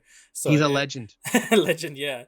And so the fact that I felt the friendship between the two of them, and you know, especially towards the ending of it, where it's just kind of like, dang, you know, there's like they're besties, basically towards the end and all that. And I loved the other actress. Divine Joy Randolph. Divine. I didn't know she was going recently, to be. Or the last thing I think she was in Only Murders in the Building. I don't know if you watched that. I don't, but I heard that she was in that. And the last movie she was in that I think you and I saw was Dolomite. Dolomite Is My Name. That's cool. Okay, yeah, no, she was fantastic in that one. But I have no idea about her character at all. I know I saw one clip on Instagram, but like I just thought she was gonna be in it for like a minute or two or something. Right. But no, when I realized like, oh, she's gonna be a main character and her backstory coming up, I'm like, oh man, she's gonna give one hell of a performance. And again, her friendship growing between the three of them was absolutely great to see. And I don't know how to explain it. Like, I just kind of love the story of each one of them going through their own thing by themselves, but also together at the same time. And it's just this respect between the three. Oh, kind of respect. Paul Giamatti's and the students. It's iffy at times, obviously, but towards the end, there's just this mutual respect between the three of them and kind of hope for their futures. Absolutely, for sure. Needless to say, great soundtrack, beautiful cinematography, the directing, the editing. I feel like a lot of that, and the screenplay, obviously. I think the screenplay is one of the stronger suits. Like there's some, I'm sure this will be a quotable movie. Like, do not cross the Rubicon. Giamatti is just brilliant in that, and then of course that was followed up with him breaking his arm. Not him, but the other one breaking his arm, which was like, dude. When that scene was coming up, I'm like, oh, this is the trailer. Oh my gosh, this is gonna be hilarious. I love that. So that's the Holdovers. Again, like I mentioned, there's not so much to say. Yeah, it's very simple story of three people coming together on a kind of shitty situation. But they grow to care for one another, basically. Like, that's just the story, but they do it so well. It's very well written. And you mentioned the cinematography; it's absolutely great. I love the aesthetic of it. Awesome. Now we can go ahead and transition over to the one that everybody saw, Martin Scorsese's latest film, Killers of the Flower Moon, starring Leo DiCaprio, Robert De Niro, Lily Gladstone, and the evil of white America, with a guest appearance by the Osage Nation. I'm sorry, that was rude, and I was just trying to come up with something, but there it was. I don't know where to move on from that. You guys saw it. I'm sure you discovered it was a very long movie. It was like, for sure, the longest movie you'll see this year. Although keep in mind, it was only 26 minutes longer than Oppenheimer. It was. So there's that. But I mean, the length is something that has been a lot of controversy. I don't want to spend too much time talking about it. I know that some theaters are running an intermission. Apple has since shut that shit down. I don't feel strongly about it, honestly. All I'll say is I think it's fair for people to feel that maybe this went on a bit too long, and maybe in some scenes maybe it did. But I think the length and the pacing of the film improve dramatically with every subsequent viewing of it. So that's what I'll say about that part of the movie just now. I am, of course, very curious to hear what you guys felt overall about the movie, what expectations you had, because I know that there's a lot of chatter going on with this movie from different perspectives. The runtime is one of those things that's being discussed. It's a Scorsese movie, but also just the subject matter and then who it represents and how well the who in here are represented, but then who's really the who that's being represented. Like, and of course there's different takes. Some people have been very disappointed and enraged by how the Osage Nation are treated in this movie. Others feel they're very much blown away with the true focus and point of the movie, which is greed and American evil, and the complicity of white America, with just another example of destruction and devastation, and not just in a way that it makes the murderers themselves complicit, but then all the rest of us, because this just happens to be yet another thing that happened in history that I knew nothing about. And in our defense, we were not taught this. But again, we live in the country whose majority race, who happens to be in the controlling the levers of power, they caused this to happen. Of course, they can't let us know about what happened. Right now in the state of Oklahoma, it is against the law to teach this moment when this all happened in the state of Oklahoma. So that should tell you how fucked we are. As I mentioned, there is so much to say, and you two can choose among yourselves what order you'd like to talk about it. You can talk about what expectations you had, what ultimately you thought, and then where you want to start unpacking what this was. For me, in terms of length, don't really care about it. I felt it more on Oppenheimer than I did with this, mainly because that last I guess hour of Oppenheimer, it kind of hit a point where you're like, oh, we're still going with the story, whereas with Killers, I don't know, it just felt like every single moment was really important to the story, and I actually liked being in the moment in the entire movie, really. So I never really felt the length per se. And then in terms of expectations, I mean, I kind of had like high expectations because we talked about it on the last episode. You gave it such high praise and all that, and some of the tweets that you send out too, people were just kind of like, they were wowed. Yeah, very wowed, but also just kind of like this movie sort of hit them in a way that I've never seen before in any other movie. Like they actually got to questioning like what's going on in this movie, and kind of going like, really start making all kinds of theories, fun ones, like of what is going on in this moment. And so I was kind of curious, like what my thoughts were going to be going in. Was I'm going to go completely opposite way of some people or something, or was I going to get bored? Especially because I was worried I was going to get bored, because I was kind of already tired going into this movie, and I was going to sit down for 3.5 hours watching this. But no, I was engaged the entire time. Not one.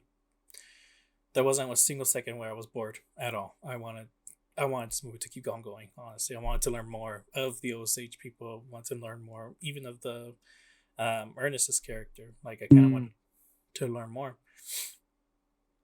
And overall, though, the movie, I really, really, really liked it. It's very, like I said, the story is just so fucking engaging, and every single performance just kind of wows you in a sense that you just don't know what's going on in their minds.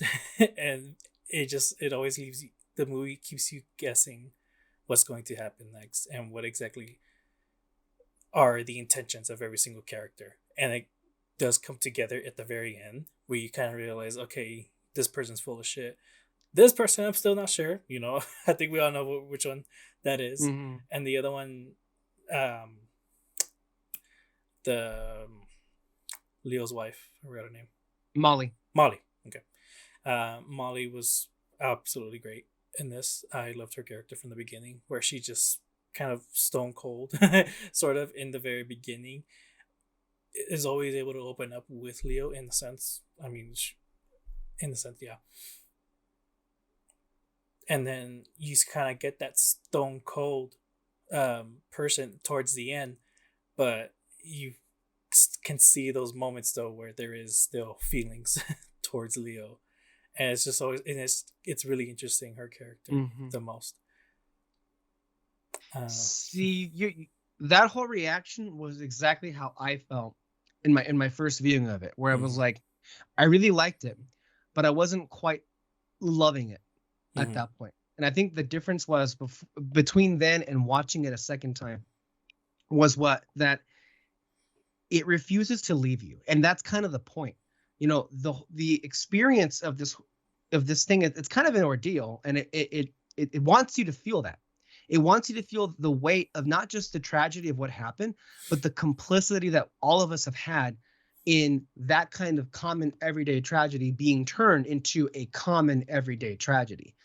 The hope, anyway, was that this movie is going to stay with you, and you're going to keep thinking about it after you've watched it, about how really sad all this really was. And there are a couple of points of contention that we can go through point by point about like what is depicted and what is presented.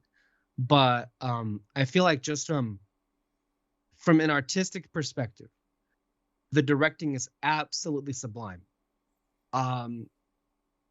Just the scale of it, that whole like town that they built, it's just like, I mean, I know it's a bit superfluous to say a real movie, but it's like a real movie, you know what? And it also is like an epic in a way, because I mean, it's basically 3.5 hours long. I mean, it's a long movie.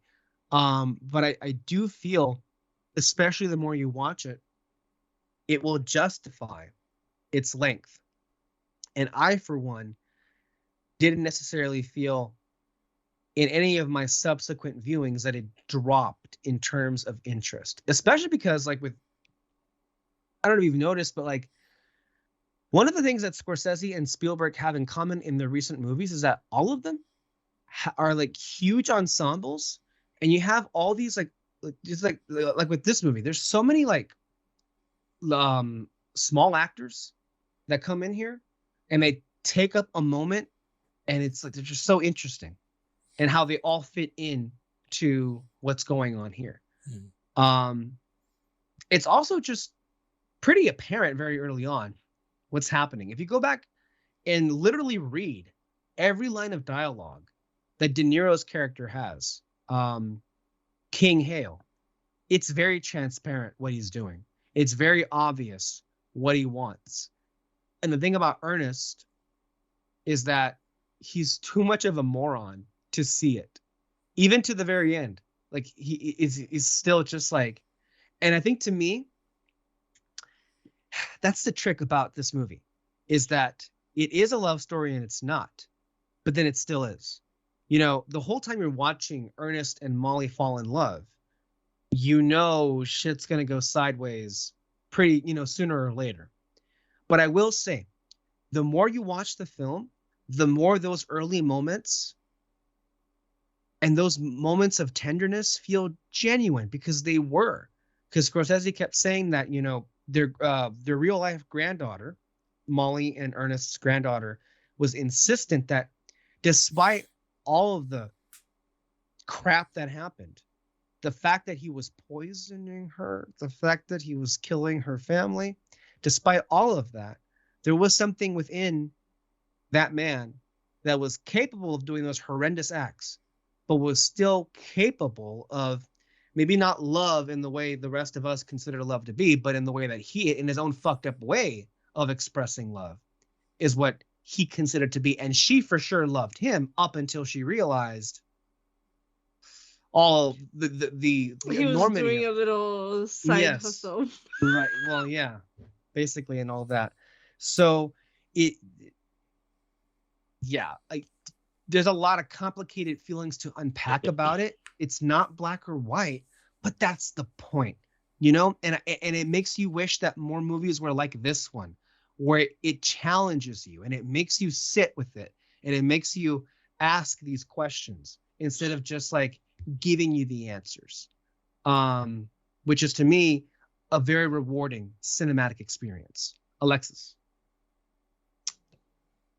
So me, I was like really excited for this movie when I saw the trailer, because I thought the trailer was amazing.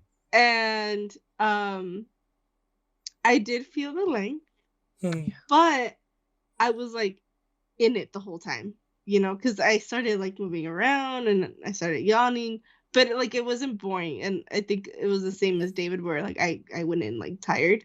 So, and then we started the movie at 9. we didn't leave till like 12:30. No, that's the thing. I would not recommend that being the case if you're gonna go watch this. I'll say this because I've seen it at different times of the day. My last viewing, I did see it at 9, and I left at 12:30. And because I was watching it that late, that last hour especially was hard to get through. I was beginning to nod off, even though I was like, I wasn't bored with the movie. I kept like closing my eyes. But that was the thing, is because I was tired. It was Friday night, like 12:30. Like I'm almost 30. Like I feel it. Okay, so it's like you're gonna feel it too. So it's I would recommend this be a matinee. Go at 2 o'clock or earlier if you can. I think if you go earlier in the day, you have the rest of your day after you get out. But if you go even if like the first time I saw it, it was at 4:30. We didn't get out until like 8:30, and that's like that's it. It's a long movie, but everything is so important in this movie. Like I don't think that there's like a scene where I'm like, they could have cut that out. They could have made them shorter, but like everything was it was really, really good. All the performances were so good. I think my favorite one though is Robert De Niro. Oh my god. I don't obviously love his character, but I love the way that he played him. It was so good. Can I just say real quick about De Niro? I noticed Peter especially. We talked about it after walking out of the movie. He was very animated about like how his character, King Hale, reminded him, Peter, of so many people he's met in his life that were like that. That's not good. Two-faced, but if they could, they'd kill you on the spot. And that's exactly who. I mean, Hale basically like. And here's the thing: if you know De Niro's like collaborations with Scorsese, you know that he's played some truly horrendous characters in the past. This might be the most evil. And that's really saying something because he comes to you like a friend. He's so... It's just crazy. He's basically Satan. Oh my God. Incarnate in this movie. Because like and the thing is, what makes him even scarier is that he knows what he's doing, and yet he still believes at his core that what he's doing is the right thing to do. When he says to Ernest, I think it was after the spanking scene, which was hilarious. And the thing is, that I don't know, out of context, that sounds strange, but let me just say, this was 100 years ago. I think this plays differently to a 2023 audience, and it's just really funny what happened, even though like in the context of that timeline, it's not very much what it is now anyway, the whole spanking thing. But after that, Leo is sitting down and De Niro's talking to him, and he's saying to Leo, you got to take control of your own home. What he's really saying there is white America has to come in here and take control back of this wealth, because it was a mistake that these non-white people were able to acquire this wealth in the first place, which is his whole thing, which was, by the way, spoilers. Anyway, in case it hasn't been mentioned here, but which is the whole point of him even being here in the first place, was to infiltrate this society, marry off his people to their people, and then just kill them for the money. And the thing is, this movie never presents itself as a mystery. If you're paying attention, you know very early on what's happening. Can I bring something up? Another one fell. Oh my! Sorry, they're attacking you. So when I saw the trailer, I thought this was gonna be something completely different. Sure, go ahead. So I thought the whole time that Leo's character was gonna be full on like ally Like the whole time I was just like waiting for that moment of like, no, like we can't be doing this. What do you mean? Mean the character that said in the trailer, "I like your color"? What's that called? I don't remember that in the trailer. No, that wasn't the trailer. Oh, I remember. I remember now. But like that's what I thought that the story was gonna be, and then when it did not happen, like the moment I realized it wasn't gonna happen was when the detective came in and he was killed off. Like that moment that he takes off the hoodie, I literally went, "What the fuck?" Yeah. So I was in a bit of a shock. Oh shit. Did you share that experience, David, or did you feel you knew? No, I earlier. Knew earlier. That, no, you didn't, because the whole time, I mean, maybe not in that moment, but like I kept bringing up to you, like, I think he's gonna be good. I think he's gonna be good. And then you were like, oh yeah, like no. And then in that moment too, you were like, what the hell? Well, that's the thing about him is that he is good, but he's also evil. Mm-hmm. Yeah. He's more evil than he is good, but he still ended up he's like an idiot. No, he's a yeah. Like there was even a line the FBI guy Jesse Plemons, when he's the first time he's able to convince him, when he says that his uncle was able to convince him because of Ernest's disposition, which is a really polite way of saying you're stupid. Ernest's disposition. And the thing is, like, everybody knows that. Like, that's even one of the things that attracted Molly to him was how dumb he was. Yeah. Because in the beginning, like she says it. So again, like that's why I thought that like the way that he was also like another reason was like that I was like waiting for that moment of like him being like, no, like we shouldn't do this, you know? But again, that just was not the case. No, it wasn't. Let me actually read to you. I saw Lon Harris, I think, tweeted this out today in regards to that, because there was a review that came out, not a review, but an article in Variety that was saying, is Leo DiCaprio playing a dumb hick, a pitiless sociopath, or a muddle? So the article didn't get the movie, basically. And so Lon Harris retweeted that saying, this review implies that the film's ambiguity is a weakness, but I think it's the whole point. How could these men live amongst the Osage for years, befriending them and marrying them and raising families with them while plotting their murders? Scorsese doesn't even have the answer. There is no answer. Evil is the answer. Expecting the movie to unpack it any further, tell you how some people, even seemingly benign people, could nonetheless do evil things, is religion, not film criticism. Leo's not making a choice between vile sociopath and easily manipulated lunk because Ernest Burkhart doesn't. He never chooses evil. He goes along with it because, as a well-connected white man, that path is far easier for him and puts forth less resistance.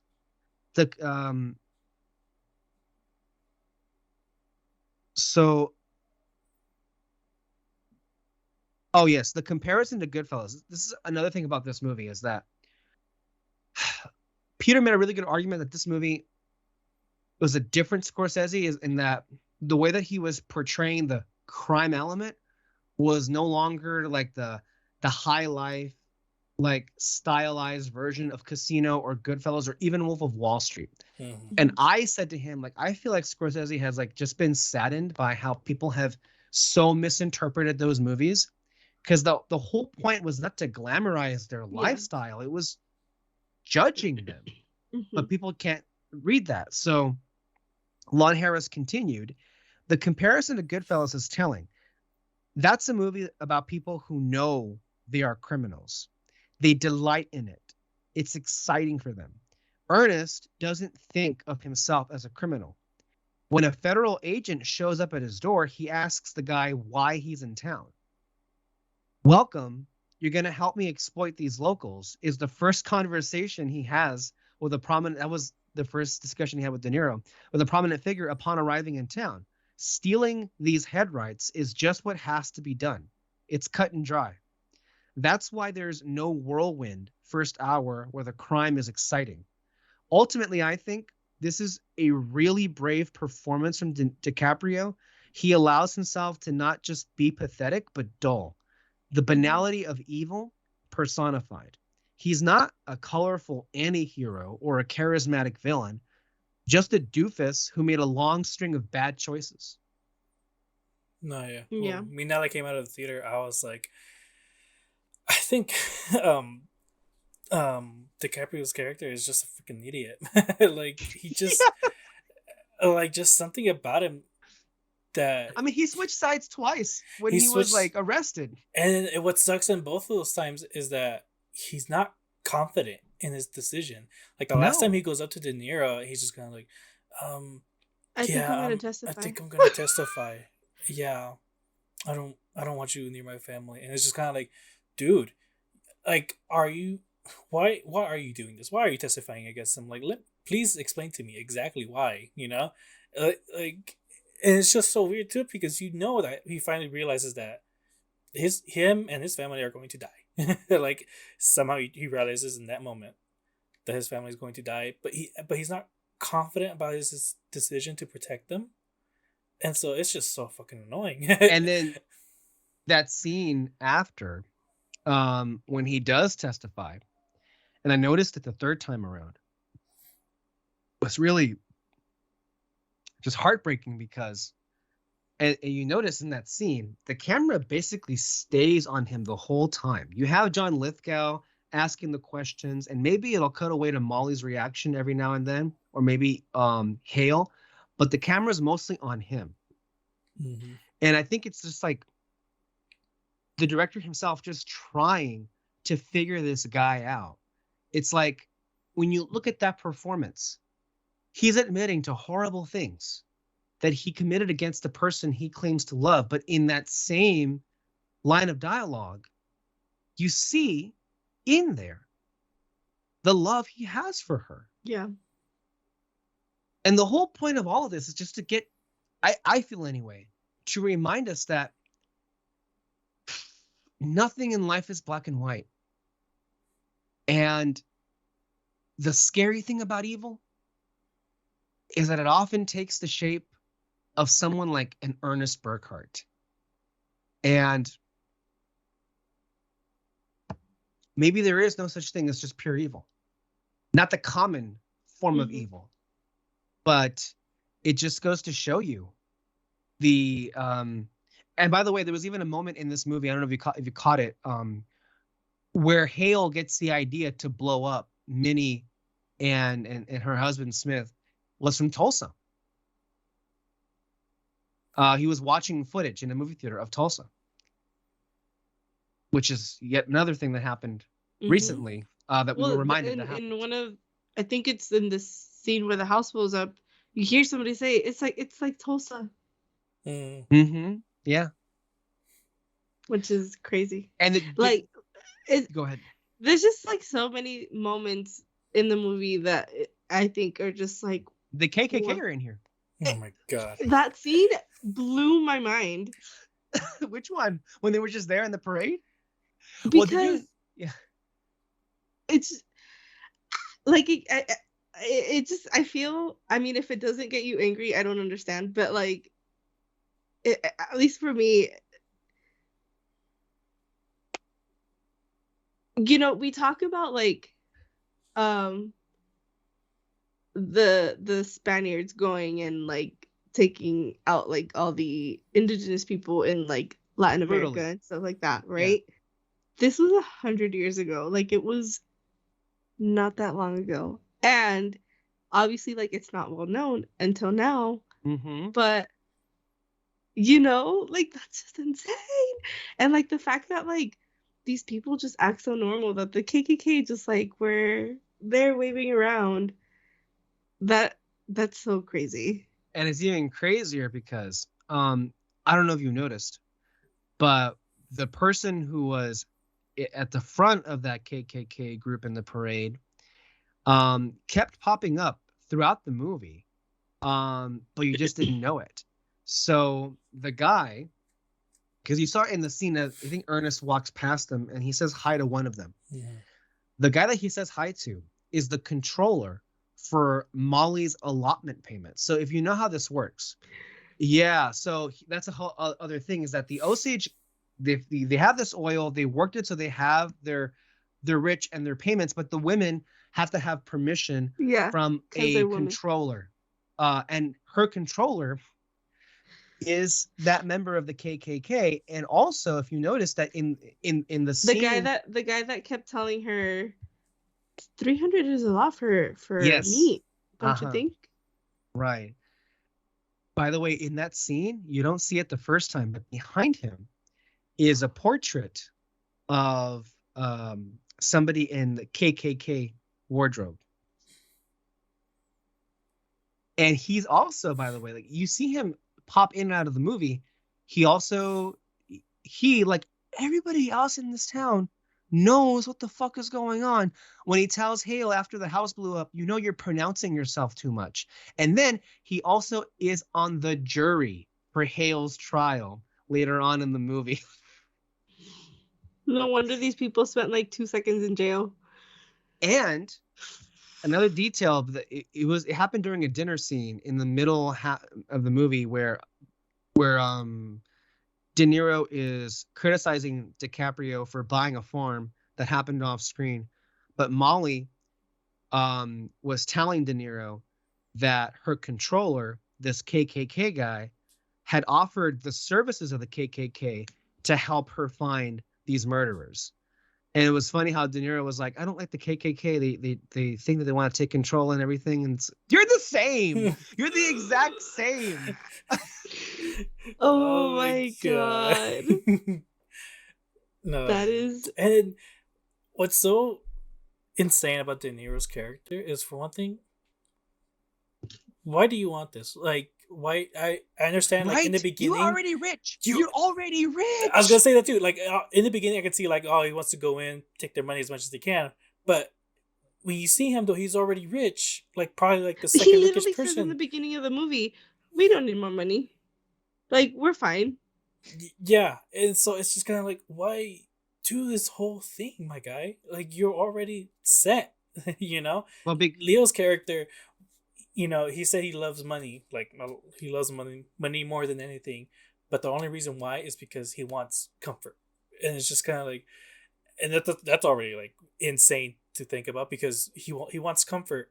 He's married. But like one of the sisters pointed out, before they even got married, he was already comfortable. His uncle is rich. Mm-hmm. So the answer to your question, it's like, again, to me, I might get in trouble saying this, that is not, you can't, that's to me the same way as what we have in modern day society, when you have the Jeff Bezos, the Elon Musks of the world, who already have everything, but they can't help themselves to have more. Mm-hmm. Right? Like this, and this is why I hate CEOs and I hate those billionaires, because they have all that they and their families will ever need in this life, but yet they will spend a portion of their own fortune to crush their own employees for just wanting living wages. Mm-hmm. Okay. The difference, though, with Hale is he's operating it from the much more just straight up evil perspective, which was, oh, well, these people are savages. Mm-hmm. They are heathens. They are not white. They don't deserve this. Yeah. So I'm going to come in, and it's that scene. Remember after the Undertaker, he has an exchange with DiCaprio. This is after Anna got when she died, and they were going to put her in a casket, and DiCaprio is mad at him because he's charging him Osage prices. And The thing is, you would think that in that moment, when you watch that scene, that the Undertaker is attacking DiCaprio for complaining because he has that money. He actually is not. When he says that the Lord, it says in the Bible, or the Lord says that you work for your money like he does. And in that moment, he's not attacking Leo for being bitchy about the price tag. He's attacking the Osage for not working, for having that money in the first place. That's them. It's not just De Niro. It's everybody in this fucking town that are here in the first place. Mm-hmm. It's like that leader said it, that they're like buzzards that are just like flying around. They're there for the money, and they feel entitled to it. And that's why De Niro said, like, to take control back of your own home. They feel like their own home has been invaded by these non-white people. And so they're here to take it back. And the thing is, yeah, they already have all the money they'll ever need, but that's not what's important here. Mm-hmm. The important here is power. It's subjugation. It's eradication. It's taking control of your own home.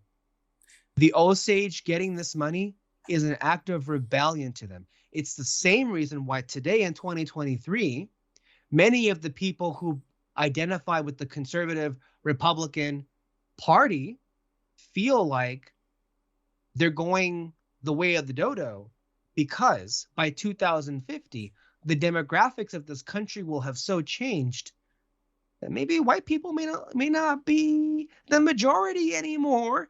And that scares them to death. That's all they care about, because they know how awful they've treated everybody for the entirety of the history of this country. And they're scared to death what might happen if they find themselves in a minority. That's it. That's the answer. And that's what ties that movie, not just being about, that one incident or those characters or just the Osage. It's a story of all of us. It's the story in the history of America and the destruction that white America has enacted on various minorities. I mean, Tulsa's happening at the exact same time that this is happening. Yep. It's crazy. And it's like, I just feel like in this day and age, we're just very lucky to have a movie like this that is speaking to these truths that have always stayed here. And it's like people so misunderstand Scorsese's movie. It's like when, it was never glorifying those gangsters or those criminals. Though all those films were an exploration of white rage, of white violence, of white terrorism. And this film is kind of the culmination of all of those themes he spent his entire career exploring. Yeah. There was a video that you sent that I liked, where they're interviewing one of the actors. I think I don't know if all of the actors that came out are Osage. Oh, no. I don't know if he was an actor, but he was, I think Coates is his name. He was a consultant. So okay. I believe it was the quote where he was, he said he had complicated feelings about the movie. He may have been one of the actors, because as a matter of fact, in the movie, the Osage Council leaders are the real Osage Council leaders of this day and age. They aren't actors, but you wouldn't know it, because they had an amazing scene in the middle of the movie. That was that scene where after two of them had been killed and Molly calls this meeting to order, and that was when they made the choice to send the detective. That whole scene was unscripted. They were just like, you guys go. That was real. We got this. Yeah, basically. But oh god. So he may have been in the film. I don't remember seeing his face particularly, but he was the official consultant on behalf of the Osage Nation on this film. And I believe we had that video, we clipped it out and played it on the podcast last week, but he had some very interesting comments to say about the film. I like that he said this is not a movie for the Osage. This is a movie for everybody else. And he meant that. Yeah. Mic drop. It's a movie for you guys to remember how you are sometimes, how you are. And he was correct in saying it. He was also correct in saying that, look, I think it's perfectly valid to feel like a version of this film that's for the Osage would have been told by an Osage. Yeah. And had Molly more so as the main character. And that would have been interesting to see. My view is what we got here was operating on a much more grander scale than not that the Osage are not capable of doing that, but what we got here was very much in Scorsese's wheelhouse, I would say. May I read a little bit from this article that actually addresses what you just said and what he said, which was where this movie asks you to sit with its contradictions. This is from the defector.com. It was written by Soraya Roberts. So this is what it says here. Let me just real quickly, I want to read the comments, what he said again. This comes to us from Christopher Coate. He was the language consultant for the movie, and he gave this interview on the red carpet. This is what he said. As an Osage, I really wanted this to be from the perspective of Molly and what her family experienced. But I think it would take an Osage to do that. Martin Scorsese, not being Osage, I think did a great job representing our people. But this story is being told, this history is being told almost from the perspective of Ernest Burkhart. And they kind of give him this conscience and they kind of depict that there's love. But when somebody conspires to murder your entire family, that's not love. That's not love. That's just beyond abuse. And I think in the end, the question that you can be left with is how long will you be complacent with racism? How long will you go along with something and not say something, not speak up? How long will you be complacent? And I think that's because this film was not made for an Osage audience. It was made for everybody not Osage. For those who have been disenfranchised, they can relate. But for other countries, that have their acts and their histories of oppression, this is an opportunity for them to ask themselves this question of morality. By the way, when he's saying, like, he doesn't believe that what he sees there is love, Scorsese himself struggles and presents it that way. It's like, well, to me, that's not what love is, but I'm being told by people who were there that that's what love, that they actually did love each other. So it's like, well, that's the duality right there of evil. Anyway, back to the article here. The reason I keep thinking of that storm scene, that's when, they're eating dinner. And I wasn't too sure what was going on there. I mean, okay. not like, obviously, like, it's her thing, but like, I wasn't sure what that was supposed to mean. Okay, let me read this at the top. At one point in Killers of the Flower Moon, Scorsese's new film about the Osage Native American community being killed off one by one for their oil money. Molly is sitting side by side at her dining room table, basically her first date with Ernest, who is romancing her upon request from his uncle. The power balance teeters. She has gifted him a Stetson, likely from the most luxurious thing he's ever laid his hands on. She has joked about him with her sisters, who also have a soft spot for white men. Ernest's not very bright. Everybody knows he's not very bright, but he's handsome. He just wants some stability, and Molly can provide it. She is richer than he is, but he is white, with everything that entails in America. They have a long chat, including a detour into her skin color. What color would that be? My color, she says. But now it's quiet time. Molly has brought out some expensive whiskey, but even that has got to wait. The storm is powerful, she says, so they must be quiet. But Ernest can't quite manage it. He speaks, even though Molly is sphinx-like. You can tell she's charmed by this beautiful idiot. But she is firm. Shh, silence. The storm rocks the house as these two souls sit side by side. This woman who, along with her people, is being exploited. This man who, along with his people, is doing the exploiting. Love crackles between them nonetheless. All that busyness in their hearts, in our minds, and in the history lining the story in front of us. The reason I keep thinking of that storm scene is because there seems to be a collective inability in our culture to sit in silence without saying something reflexively, particularly when the silence is pregnant with the kind of contradiction art is meant to produce. I know social media doesn't exactly promote reticence or nuance of any kind, but this appears to be something more widespread. The compulsion to assess films, television series, music, books, anything really, based on whether they are moral, has leaked out of conservative enclaves into the mainstream. And just as equating the art with the artist has always struck me as a strange reduction, so too is equating the politics of the art, bad politics, bad art, good politics, good art.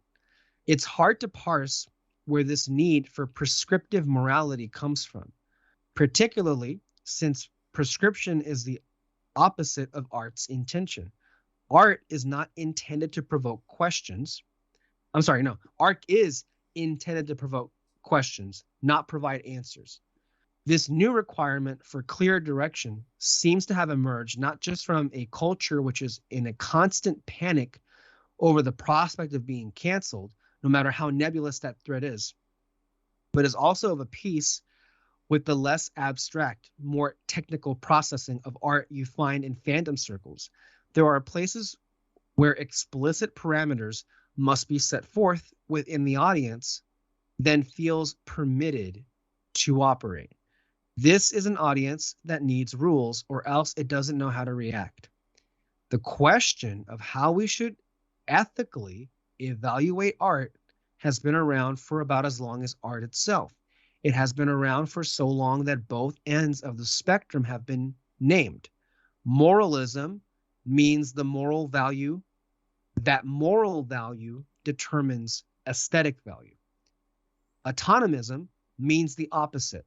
Aesthetics are evaluated on their own terms without bringing morals into it. Until very recently, modern discourse has fallen somewhere between the two.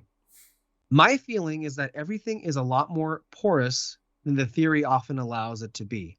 Just as art is not entirely separable from the artist, neither is art entirely separable from the audience.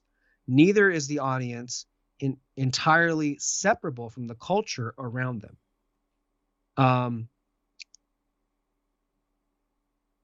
Let me see here. So it seems it is not only the audience that has been trained to look at art this way. Artists are now making art which wears its morality on its sleeve, which trains the audience to expect it, which further encourages artists to be didactic, which further trains the audience ad infinitum. TV has shifted from showing us morally ambiguous characters, prompting us to muse aloud whether they're good or bad, to giving us protagonists who ask the questions of themselves repeatedly. So we are no longer left to wonder about anything, nor are the characters. We are instead served the correct position on a platter. Don't worry, we are told, you will know what's right because we will tell you. It's as though the culture has designed a way to preemptively stave off being problematic by giving the answers first. Give me 1 second, guys. This is a very long piece and I don't want to read the whole thing. It is then doubly noteworthy that Scorsese inserts himself into his own film at the end. A radio play offers a metatextual epilogue to Flower Moon, with Scorsese reading out Molly's overly short obituary that elides the murders and destroyed the murders that destroyed her family. The scene is a recognition of his own complicity in the wiping away of the Osage, and his attempt to, in his own way, make something of a corrective while also acknowledging his limited ability to do so. While the last shot of Scorsese's film is a bird's eye view of the continuing cycle of the Osage Nation life in the present day, You could ask, as Coate did, why are the Osage not telling their own story? But sit with it with a minute. You may realize this is not a film about the Osage, but a film about settler America's relation to the Osage, and more largely to the world. Specifically, it's a film about a country's colonialist, exploitive, violent, destructive, patriarchal subjugation of the world. This is a story of white America, as Scorsese has always been eager to tell. And just as Scorsese could not tell the Osage story, the Osage couldn't quite tell this one. Let me see here. That's what clinched it for Scorsese. It's what made Flower Moon what it is now. This is the last one. The idea that the blank slate of Ernest could be filled with his uncle's manipulation, the way that blank slate of white America is often filled in with the suffering of others. There are some decency there. Oh, sorry. There was some decency there, Scorsese says, of Ernest. But for whatever reasons, the weakness of character is interesting to me. And so he's weak and he's dangerous, but there's still love there. And that's kind of disturbing, but at the same time, it's human. It's what we are. Mm-hmm. That didn't answer your question, Alexis. Ultimately, it was kind of talking about the film at large. I guess, like, to me, it was just a moment to see how these two would be like together. What was the question you had specifically about, like, why they were sitting in silence? Like, you knew it was, I just assumed that, as I'm sure you did, it was a custom of some sort that the Osage just observed, that when there's a storm, they are to be silent. But I guess you're asking, like, what was that saying? Yeah, I mean, like, yeah. Because, like, I mean, I like that he points out that, like, he wouldn't shut the fuck up. But, like, it's also interesting that, like, it's the scene where they're getting to know each other and there's a storm. But she feels so, like ready for it. You know what I mean? That's interesting. I didn't read it that way, but now I could totally see it that way too. Yeah. By the way, this film has a very interesting and memorable use of humor. The dark humor that's littered and sprinkled throughout the movie. I mean, it's like the kind of humor where you have to laugh because of how, like, just awful it is. Like, one of those, Kelsey, one of the people who was just in this, was just, like, basically saying that he was basically asking his lawyer about the legal parameters of what money he would receive if his newly adopted children were to somehow die. And then the lawyer says, this indicates to me that you're planning on adopting and then killing these children. And then he says, no, not if it's not legal. Or the part where the uncle is, like, burning. I don't think he's burning down his house, but there's the farm a fire.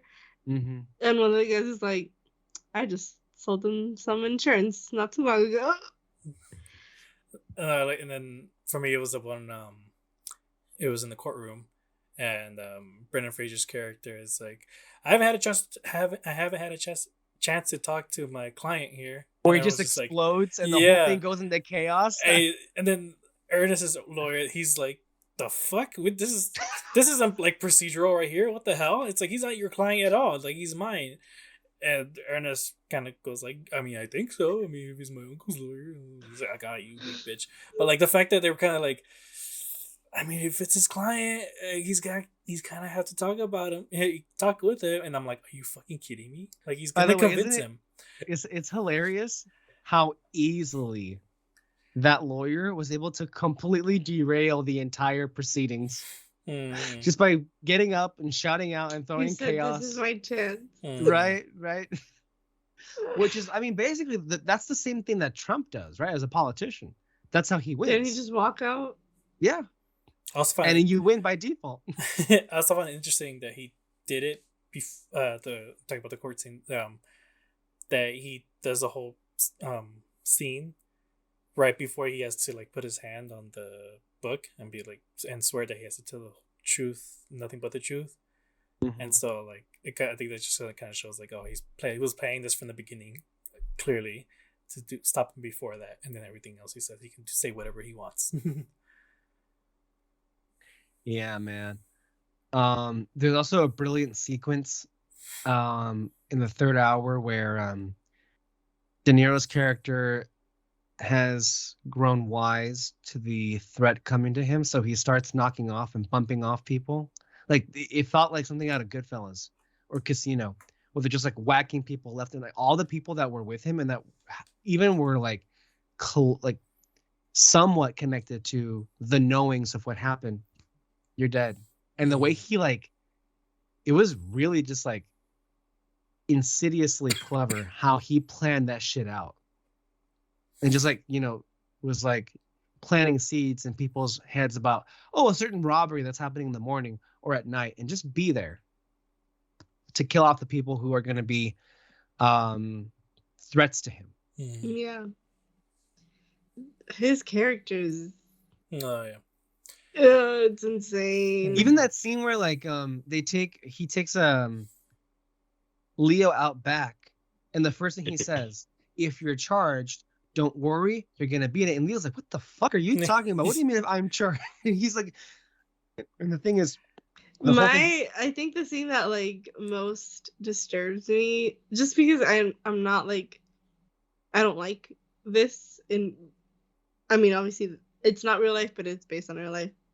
So, there's people like this where they tell him, Leo's character, that his daughter died, and he's acts so concerned, and he starts praying, and the little lamb is with the Lord now. Yeah, and I hated that scene so much from De Niro, because literally you get that scene where Leo announces that his wife is pregnant for the third time, and De Niro's character is just he's pissed off. Like, he doesn't give a shit that she's pregnant, and he's actually kind of mad that she's pregnant.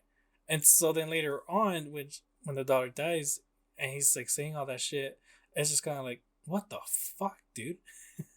I really wish Leo would have looked at him in that moment and be like, you never cared about this kid. What the fuck? Yeah, that's I think that's what pisses me off with Leo's character the most. He can't see it.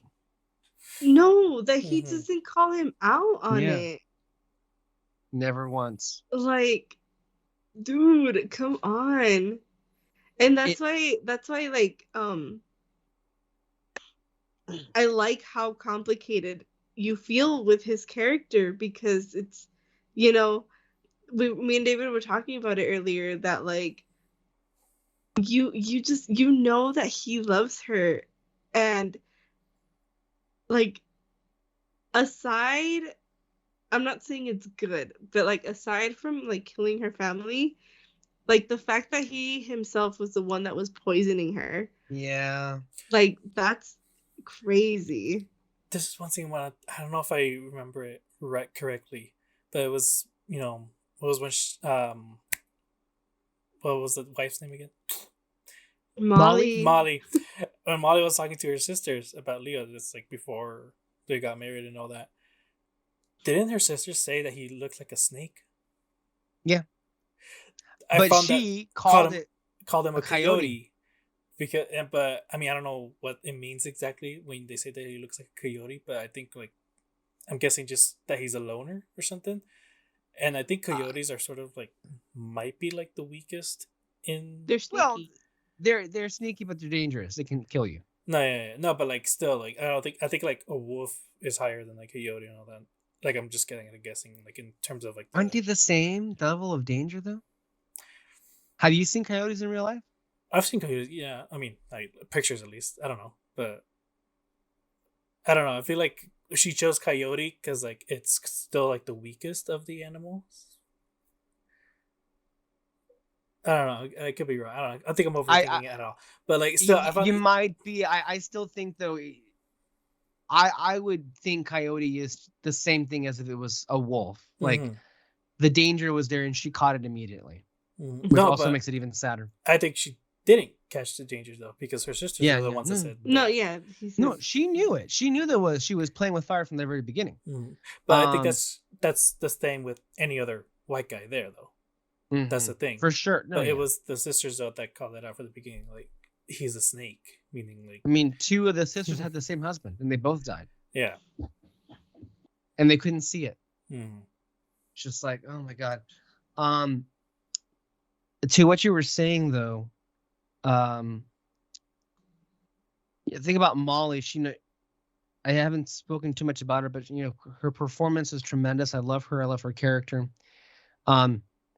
If you go back and watch it again, pay extra attention, because so much of her performance in the last half hour is just her facial expressions. And I feel like with every scene, after she gets better and she goes back home, every scene she shares with Ernest, I think in her face, you're beginning to see little by little the realization of what's been going on the whole time. And I think when that last scene they share together, when she walks in and before she even opens her mouth, you see it in her eyes. She knows. And you know it a few minutes later when she asks. And you know what? I was telling David this, like, and this is coming from my own experience with like my family. Did your family poison you? No. That when they have that conversation, I truly believe that if he would have not poisoned her and told her the truth that I didn't poison you, she would have taken him back. Yeah, because she was looking.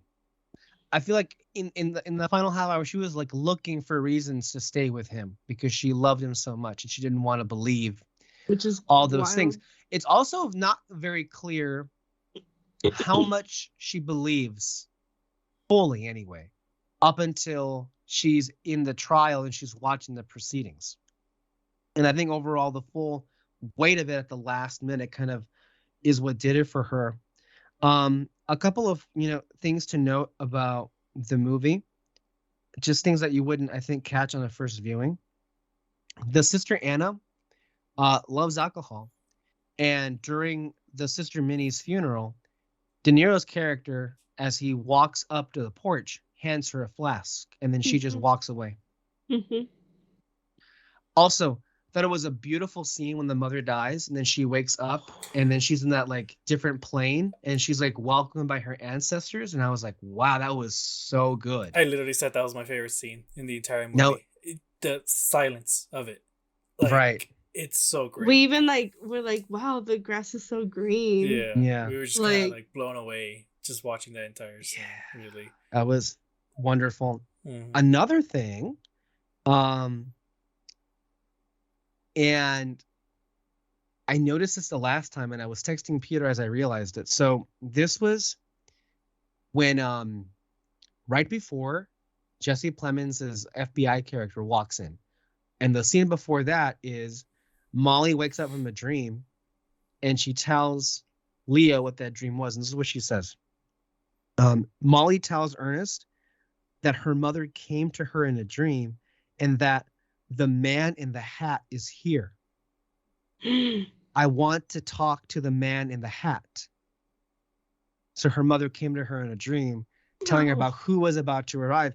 And also, David, because I know you watched it, this is the same thing that happened in Fabelmans, because Mitzi's mother came to her also about somebody who was about to arrive. And then the next day, Judd Hirsch walks into the movie with the same kind of warning, I guess.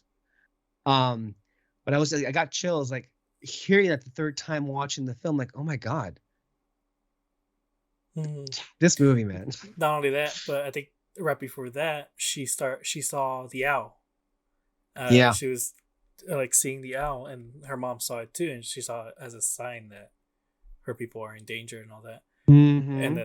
And then she knows she's gonna die. And both times though, the owl, and the first time you see the owl, it's right in front of just basically Ernest's family, all the white people, and she's kind of like seeing them as the danger, but with that's the mother. Molly. But then when Molly sees it, she sees the owl, and then it ends up being Ernest. Yeah, which is like, hey, it's like when you see the owl, that's like looking at death. Mm-hmm. But then who ends up being Ernest, who is basically causing her death. Mm-hmm. And then later on, you don't see the owl, I don't believe, or do you? But there's a scene where there's a scene with her in the bedroom, and then De Niro walks in. And you're like, oh shit, what's gonna happen here? Oh, that's right. But it wasn't her head. It wasn't real. But she never saw the owl with him. Was the owl with him? No, that's the thing. The owl was never with him at all. De Niro walks into Molly's bedroom, and he goes and sits at her bedside and holds, I think, her hand. And then she asks, are you real? And then he says, I could be real. And then it ends up being he wasn't there at all. That's interesting. What does that mean? I don't know. I'm not sure what that meant quite. Mm-hmm. There's a lot of things that happen here. Yeah. I could be reaching here, but like Leo was her death. Like there's no doubt about it. Mm-hmm. He was the one that's going to kill her in the very end. Right. But I think at that point when she saw the illusion of De Niro's character, I think she kind of just saw him for who he was in that moment, which is, for one thing, not a danger anymore. Right. Because by then the FBI had been there, and they probably, I can't remember exactly, but they probably already arrested him by then, or maybe they had everything that they needed and if to they arrest did, him. To be fair though, she wouldn't know about it because she was like trapped in that room the whole time. Mm-hmm. But there's also a lot that's unsaid. And it's a lot, like she's known him all her life in the movie. Mm-hmm. And in that first date that she has with Ernest, like she asks if he's afraid of her uncle. And she doesn't say more. Which I think kind of reveals how she feels about and what she ultimately, because Hale is King Hale. He's the king of the Osage. Mm-hmm. So there's a lot that's like not necessarily explicitly stated, but like, again, like you said, Alexis, crazy 100 years ago, how people were this flippant about murder. Apparently there were like plenty of people out in Oklahoma who were just like ready for hire. Mm-hmm. And then when the guy says, I'm not into that kind of work. And then when it says, what if it was an Indian? Now that's different. I like what Scorsese said though. It's like at that point, it wasn't a who done it. It was a who didn't do it or something like that. Yeah. It's just so very sad. Mm-hmm. And especially the ending of the movie for me was one of the best endings I've seen in a movie, because I mean, just for so many reasons. Like these kind of films usually end with like black screens and then like white text on them. This is a whole different way of contextualizing that. But then also, and I'm sure you guys read this, that radio play actually happened.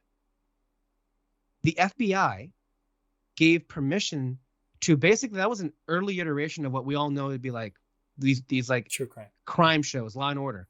That was an early radio version of it. And they actually had an episode dedicated to the Osage murders. That actually happened. And that was recreated to show how just casually we profit and exploit other people's suffering and tragedy for our own benefit and gain. And it was especially powerful when Scorsese himself stepped up to the mic to read Molly's obituary, which so deeply impacted him and moved him. In that last line, there was no mention of the murders.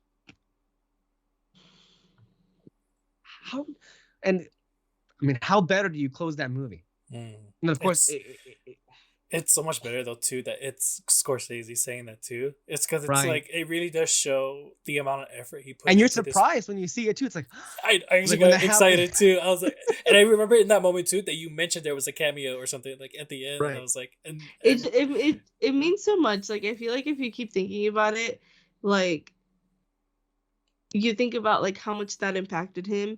You're thinking about what he's saying. Yes. You're thinking about like he's the one telling the story. Who's he to be telling this story? Yeah. Who's he to be telling her obituary that, you know, was once like literally nothing. Mm-hmm. You know what I mean? Like it just means so much, and it's just so sad. It's so sad in the information that's revealed to us.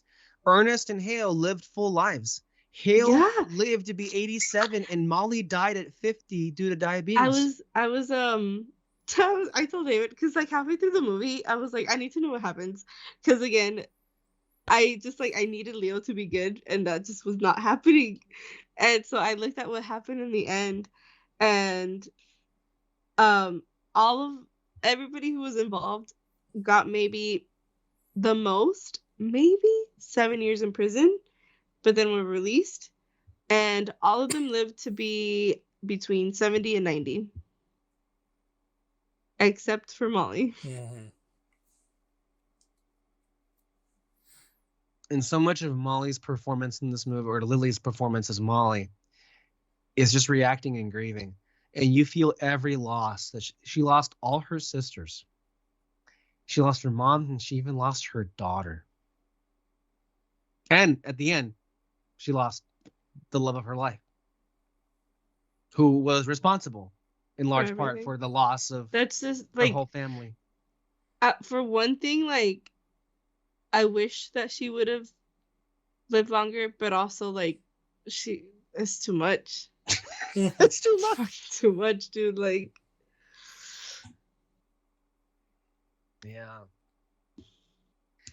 it is a powerful film. It is an amazing movie. And it's one of the most resonant and relevant films I think we will ever have seen.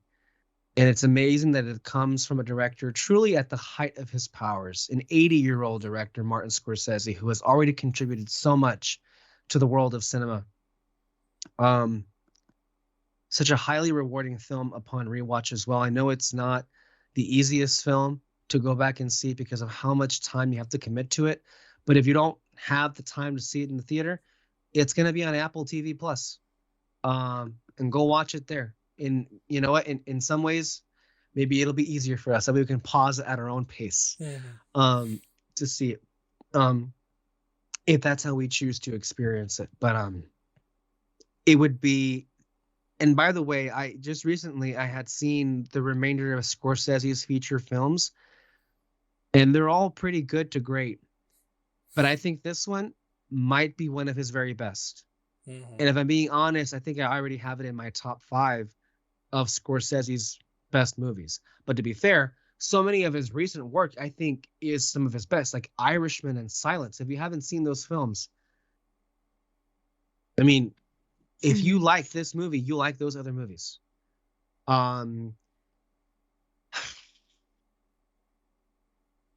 Great film. And I'm sure we'll be talking about it. I know Peter had so much to say about it too, but he just can't make it. Just make a recording of himself. Do it. I know, but even that he doesn't have the time for. He has so much to do, but he was able to find the time to just actually watch the film. The timing ended up working perfectly, where he had that one day to go watch that movie. So we'll see. Whenever we have the chance to have him on, of course, we can come back and talk about this. So, I'm sure we'll be talking more about this because it will be a major player in award season. I mean, it's easily going to get 10 nominations, or if not more than that. Like Irishman got 10 nominations. Whether or not it wins anything, who knows? Unlikely at this point, considering the competition, but you never know. The love that has gone out to Scorsese these last 2 weeks has been amazing. He is promoting this film single-handedly because his actors can't because of the strike. So he's out there doing all the interviews, which have been amazing. Like and just go watch any of those interviews with him. And I think we're going to go ahead and close it there because I feel at this point we have surpassed the length of Flower Moon with this podcast. Which, yeah. One quick thing about the movie, though. One last thing. Yeah, go ahead. The FBI agents. I love that moment though, where they talk to the Osage people, and they're like, "Did you come here because we called you here, or because a white guy just got killed? Like, what is it?" But even though they get told that, they don't give an answer. Even after that, though, they got the job done. Like they Scorsese could have written them in a way that they could have been like, the Osage people are just being over dramatic or something. Like there's no like conspiracy going on here or something like that. No, they were like, they got here, they questioned everybody, and they went, "Oh, there's something going on here, and this guy is the lead of it for sure." And they got it done. And keep in mind, of course, originally this film was just going to be that. The film was going to start with Jesse Plemons knocking on the door. And nothing else. Because that's how the book starts, right? Right. Yeah. Now that's what the book is. Yeah. But then when they were writing the screenplay, they were like, this wasn't doing it for them. This wasn't working. So they had to like dig deeper. And originally, Leo DiCaprio was going to play that FBI character that Jesse Plemons played. That was what he signed on to do. But then they transitioned over. And I think what we got was much better than what we were going to get in the beginning. Scorsese wanted to be more inclusive with the Osage people, Exactly. Just, usually people say that's a bad thing to do, try being more inclusive, but in this case it fucking worked so well. Yeah, and I think like there's a lot of points of view about it, and I feel personally his, again, speaking as somebody who's not Osage, I feel like the depiction of those people was done with the utmost respect, and I think it does honor them. And this film is a testament and a tribute to Molly Burkhart, who this happened to her. This happened 100 years ago in this very country.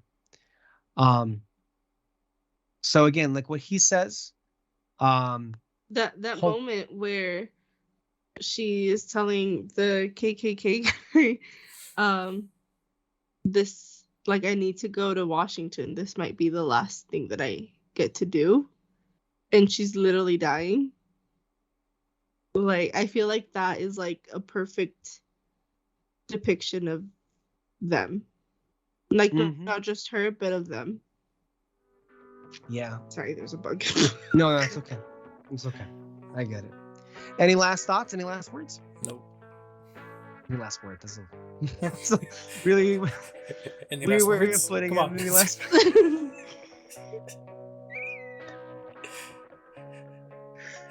Can you tell it's midnight? Anyway, thank you all for listening. I have to be up at 4 a.m. Oh my God. Thank you all for being here. Stay on our red spotlight for more content and more. And we will see you next time. Bye, everybody. Bye. Go to sleep. Good night.